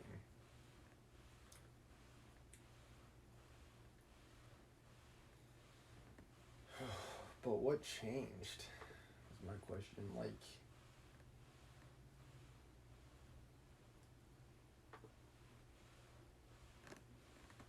yeah, he had to sell everything to buy booze, I guess. I guess so. Marmeladov struck his forehead with his fist, clenched his teeth, closed his eyes, and leaned heavily with his elbow on the table. But a minute later his face suddenly changed, and with a certain assumed slyness and affectation of bravado he glanced at Raskolnikov, laughed, and said, "This morning I went to see Sonia. I went to ask her for a pick-me-up." "You don't say she gave it to you?" cried one of the newcomers. He shouted the words and went off into a guffaw. "This very quart was bought with her money," Marmeladov declared, addressing himself exclusively to Raskolnikov. 30 kopecks she gave me with her own hands. Her last, all she had. As I saw, she said nothing. She only looked at me without a word. Not on earth, but up yonder.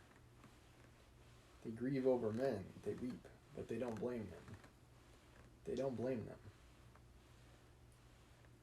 But it hurts more. It hurts more when they don't blame. 30 kopecks, yes. And maybe she needs them now, huh? What do you think, my dear sir? For now she's got to keep up her appearance. It costs money. That smartness, that special smartness, you know? Do you understand? There's pomatum, too, you see. She must have these things. Petticoats, starch ones, too. Shoes, too. Real jaunty ones to show off her foot when she has to step over a puddle. Do you understand, sir? Do you understand what all that smartness means? And here I, her own father, here I took 30 kopecks of that money for a drink. Don't you know what a lousy dad that makes me? And I'm drinking it. And I've already drunk it. Come, who will have pity on a man like me, huh? Are you sorry for me, sir, or not? Tell me, sir, are you sorry for me or not?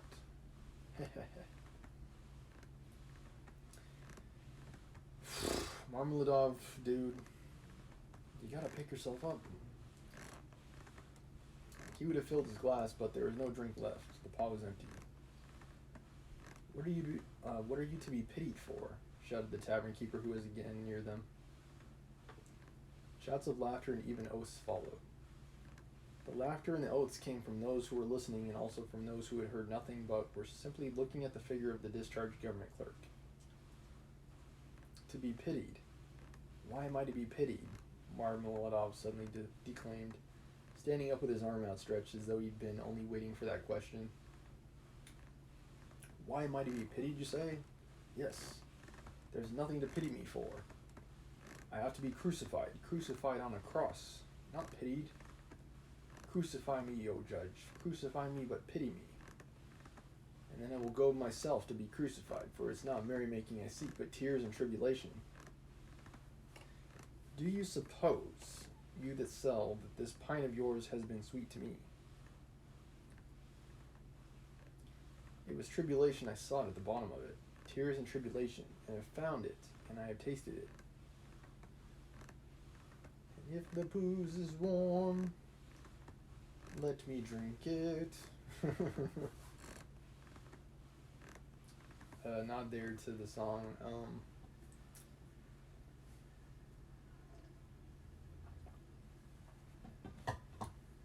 MacArthur Park is melting in the dark.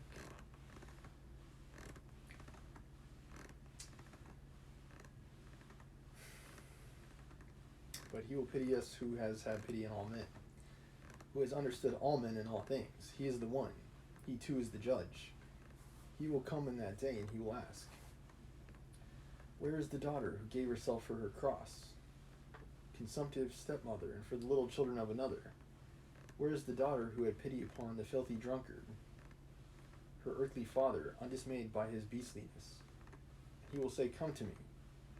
I have already forgiven thee once. I have forgiven thee once. Thy sins are many, are forgiven thee, for thou hast loved much." And he will forgive my Sonia. He will forgive, I know it. I felt in my heart when I was with her just now. He will judge and will forgive all, the good and the evil, the wise and the meek. And when he is done with all of them, then he will summon us. "You too come forth," he will say. "Come forth, ye drunkards. Come forth, ye weak ones. Come forth, ye children of shame." And we shall all come forth without shame, and shall stand before him. And he will say unto us, "Ye are swine, made in the image of the beast, and with his mark, but come ye also." And the wise ones and those of understanding will say, "O Lord, why dost thou receive these men?" And he will say, "This is why I received them. O ye wise, this is why I received them. O ye of understanding, that not one of them believed himself to be worthy of this." And he will hold out his hands to us, and we shall fall down before him, and we shall weep. And we shall understand all things.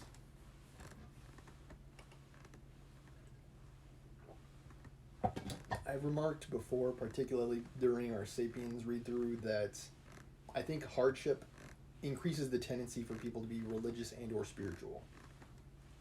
People who have really been drugged through the mud tend to be the most devout. Because they're like, all this sucks, so there must be heaven. Because this can't be the best there is. Like, it just can't. Like, right? It's like, there's got to be a heaven, because why else would God put us through this? Like, kind of thing. It's like,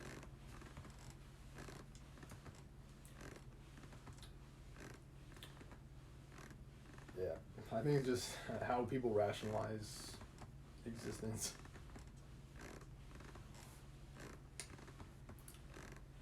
Then we shall understand all things. Then we shall understand all. All will understand. Katerina Ivanovna even, she will understand. "Lord, thy kingdom come." And he sank down on the bench, exhausted and helpless, looking at no one, apparently oblivious of his surroundings and plunged into deep thought. His words had created a certain impression.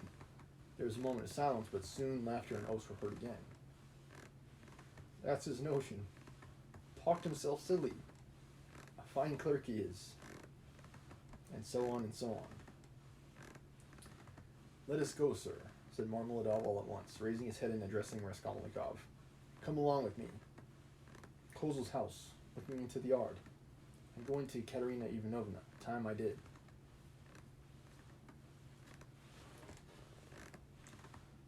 I don't know, Raskolnikov may not even want to go.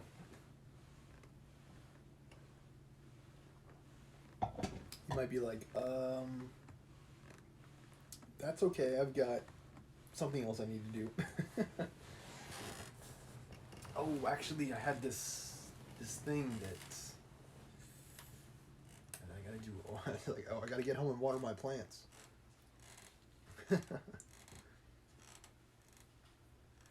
Raskolnikov had for some time been wanting to go and had meant to help him.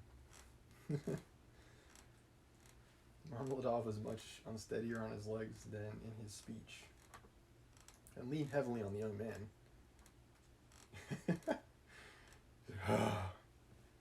Raskolnikov's like, "Oh, someone get me out of here."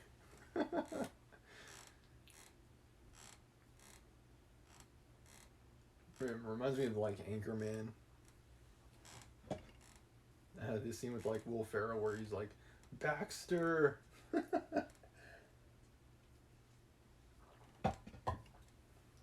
He kicked Baxter, or yeah, however it goes in the movie. He kicked him with his foot. That's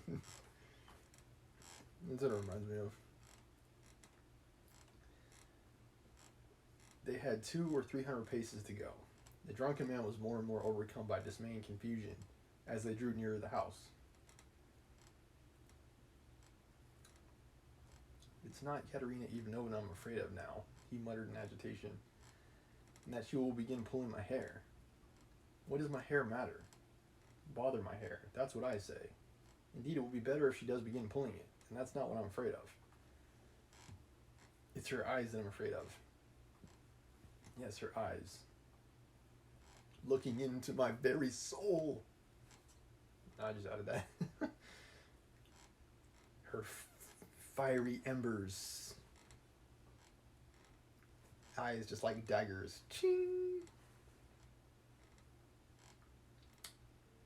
The red on her cheeks, too, frightens me. And her breathing, too. She's all huffing and puffing like, where have you been? Let me here with this sickness, with all these kids. You're just out there in the bar getting drunk, like a hobo. What is the matter with you, Marmeladov?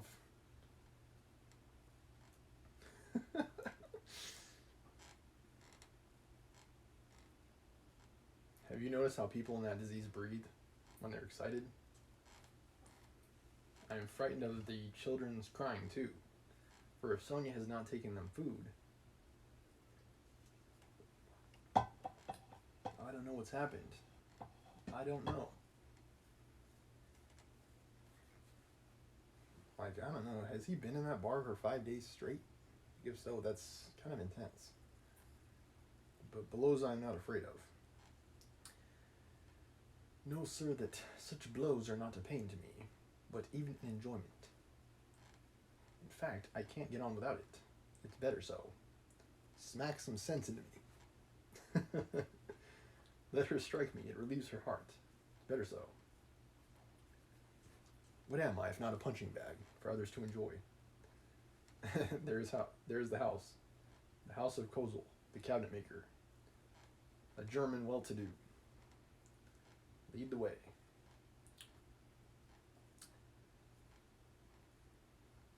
Okay. He's staying with the cabinet maker, and his daughter Sonia is staying with the tailor. It's like the butcher, the baker, and the candlestick maker.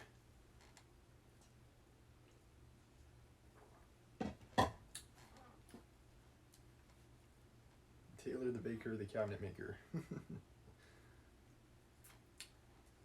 They went in from the yard and up to the fourth story. The staircase got darker and darker as they went up.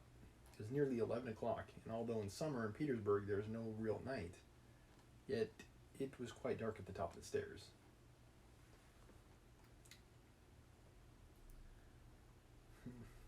Yeah, I think in some places it's like day all day around.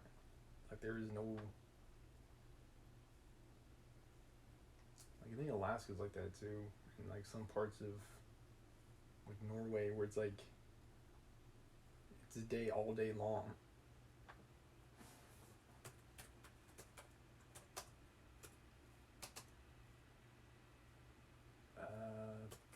Let me try no night.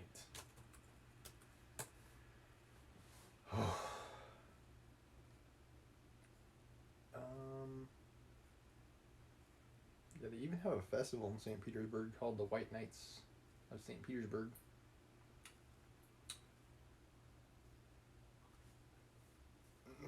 It's based on how close cities are to the Arctic Circle.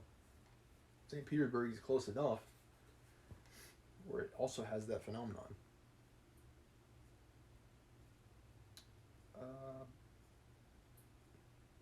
The skies only reach twilight and never reach complete darkness.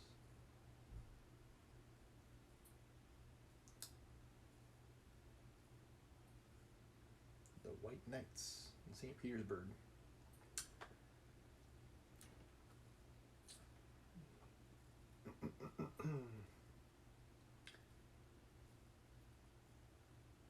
Okay.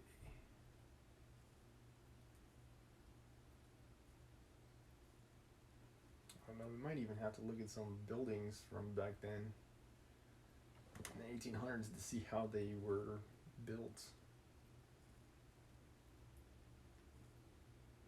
This was before the advent of the light bulb, so everything was lit by candlelight, if anything was lit at all. Indoors. Oh, I gotta go on low power, I think. Yeah, indoors they didn't have light bulbs, so they had to light up indoors with candles.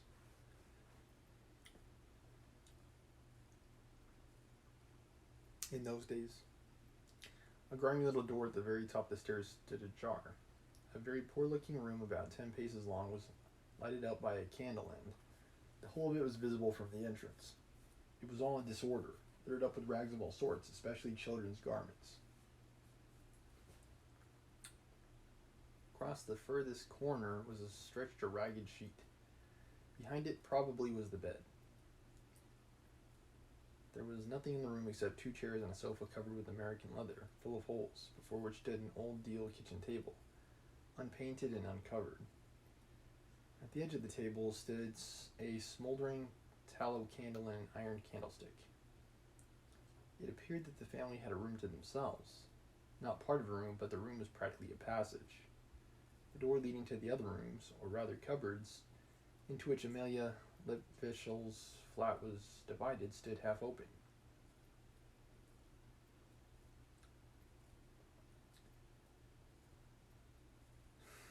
This is just a strange sentence. Like, the door leading to the other rooms, or rather cupboards.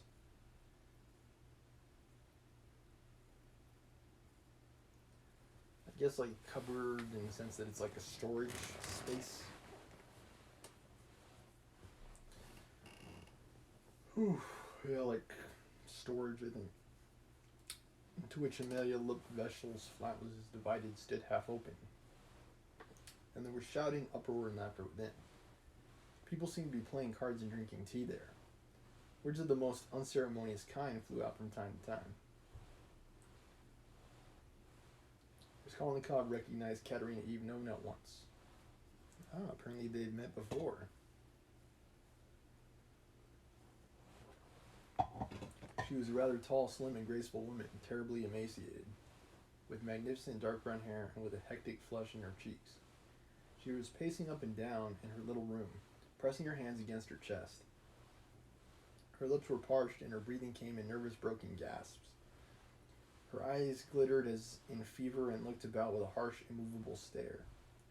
And that consumptive and excited face, with the last flickering light of the candle end playing upon it, made a sickening impression.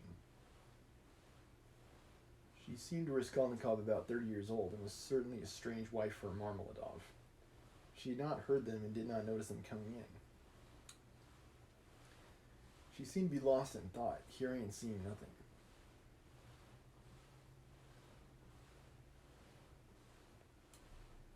The room was close, but she had not opened the window. The stench rose from the staircase, but the door on the stairs was not closed. Times of hardship can bring people together in weird ways, for sure. Okay.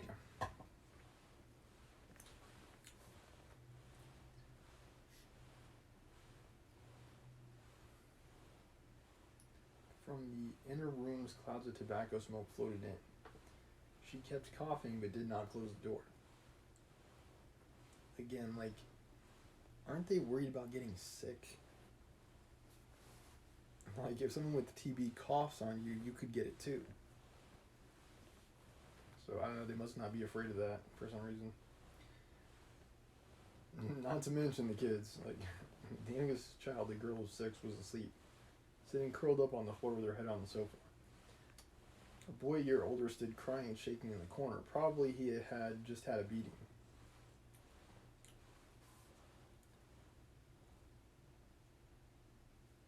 Beside him stood a girl of 9 years old, tall and thin, wearing a thin and ragged chemise, with an ancient cashmere pelisse flung over her bare shoulders, long outgrown and barely reaching her knees.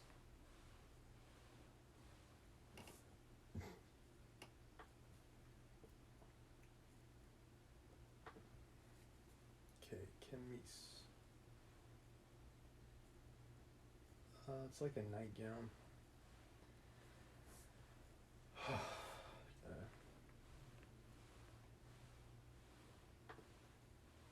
Yeah, it's like a nightgown. Chemise.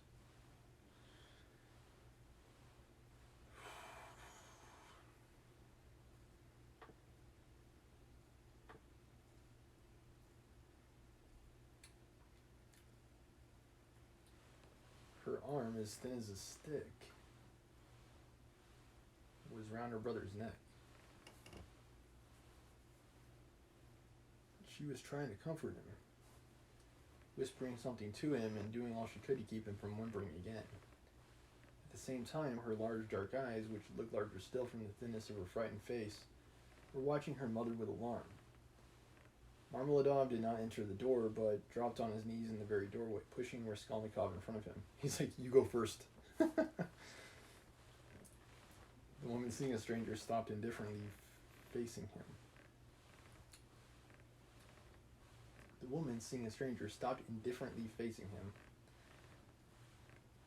Coming to herself for a moment and apparently wondering what he had come for. She's like, "Who are you?"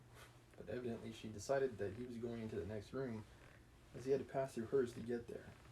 She's like, "Oh, you must be passing through." Taking no further notice of him, she walked towards the outer door to close it and uttered a sudden scream on seeing her husband on his knees in the doorway. "Ah," she cried out in a frenzy. "He's come back. The criminal, the monster. And where's the money? What's in your pocket? Show me. And your clothes are all different. Where are your clothes? Where's the money? Speak." Sheesh, I would not want to be here. And she fell to searching him. Marmeladov submissively and obediently held up both arms to facilitate the search. Not a farthing was there. "Where's the money?" she cried. "Mercy on us. Can he have drunk it all? There were 12 silver rubles left in the chest." In a fury, she seized him by the hair and dragged him into the room. Sheesh. Even in her state, like, dang. Marmeladov seconded her efforts by meekly crawling along on his knees.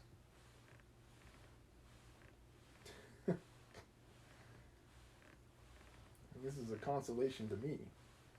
This does not hurt me, but is a positive consolation. Honored sir, he called out, shaking to and fro by his hair and even once striking the ground with his forehead. Wow. The child asleep on the floor woke up and began to cry. The boy in the corner, losing all control, began trembling and screaming and rushed to his sister in violent terror, almost in a fit. The eldest girl was shaking like a leaf. Oh boy.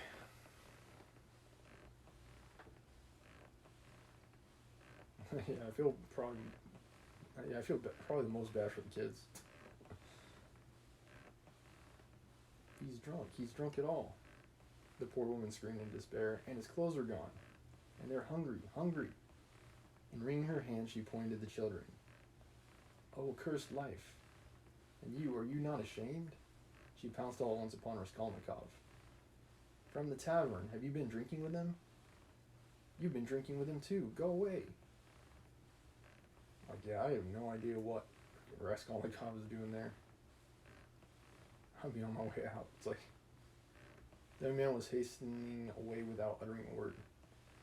The inner door was thrown wide open, and inquisitive faces were peering in at it. Coarse, laughing faces with pipes and cigarettes, and heads wearing caps thrust themselves in at the doorway. Further in could be seen figures in dressing gowns flung open, in costumes of unseemly scantiness, some of them with cards in their hands. They were particularly diverted when Marmeladov, dragged about by his hair, shouted that it was a consolation to him. They began to come into the room. At last a sinister shrill outcry was heard. This came from Amelia Lipovishel herself, pushing her way amongst them and trying to restore order after her own fashion, and for the 100th time to frighten the poor woman by ordering her with coarse abuse to clear out of the room the next day. As he went out, Raskolnikov had time to put his hand into his pocket to snatch up the coppers he had received in exchange for his ruble in the tavern, and to lay them unnoticed on the window. Afterwards, on the stairs, he changed his mind and would have gone back. "What a stupid thing I've done," he thought to himself. "They have Sonia, and I want it myself." But reflecting that it would be impossible to take it back now, and that in any case he would not have taken it, he dismissed it with a wave of his hand and went back to his lodging. "Sonia wants pomatum too," he said as he walked along the street and laughed malignantly. "Such smartness costs money." Okay, pomatum.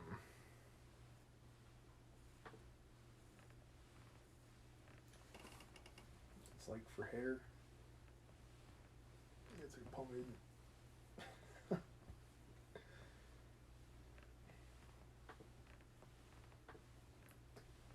Sheesh, man. Such smartness costs money. Maybe Sonia herself will be bankrupt today, for there is always a risk, hunting big game, digging for gold. Then they would all be without a crust tomorrow except for money, for my money. Hurrah for Sonia. What a mine they've dug there. And they're making the most of it. Yes, they're making the most of it. They've whipped over it and grown used to it. Man grows used to everything. The scoundrel. Whew. Long chapters, long chapters. He sank into thought. And what if I'm wrong? He cried suddenly after a moment's thought. What if man is not really a scoundrel? Man in general, I mean, the whole race of mankind. Then all the rest is prejudice. Simply artificial terrors, and there are no barriers, and it's all as it should be.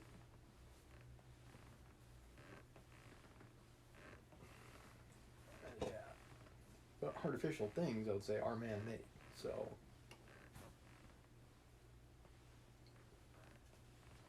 it seems to support your original conclusion that man is a scoundrel. Because otherwise, why would there be rich and poor? Why would that be the case?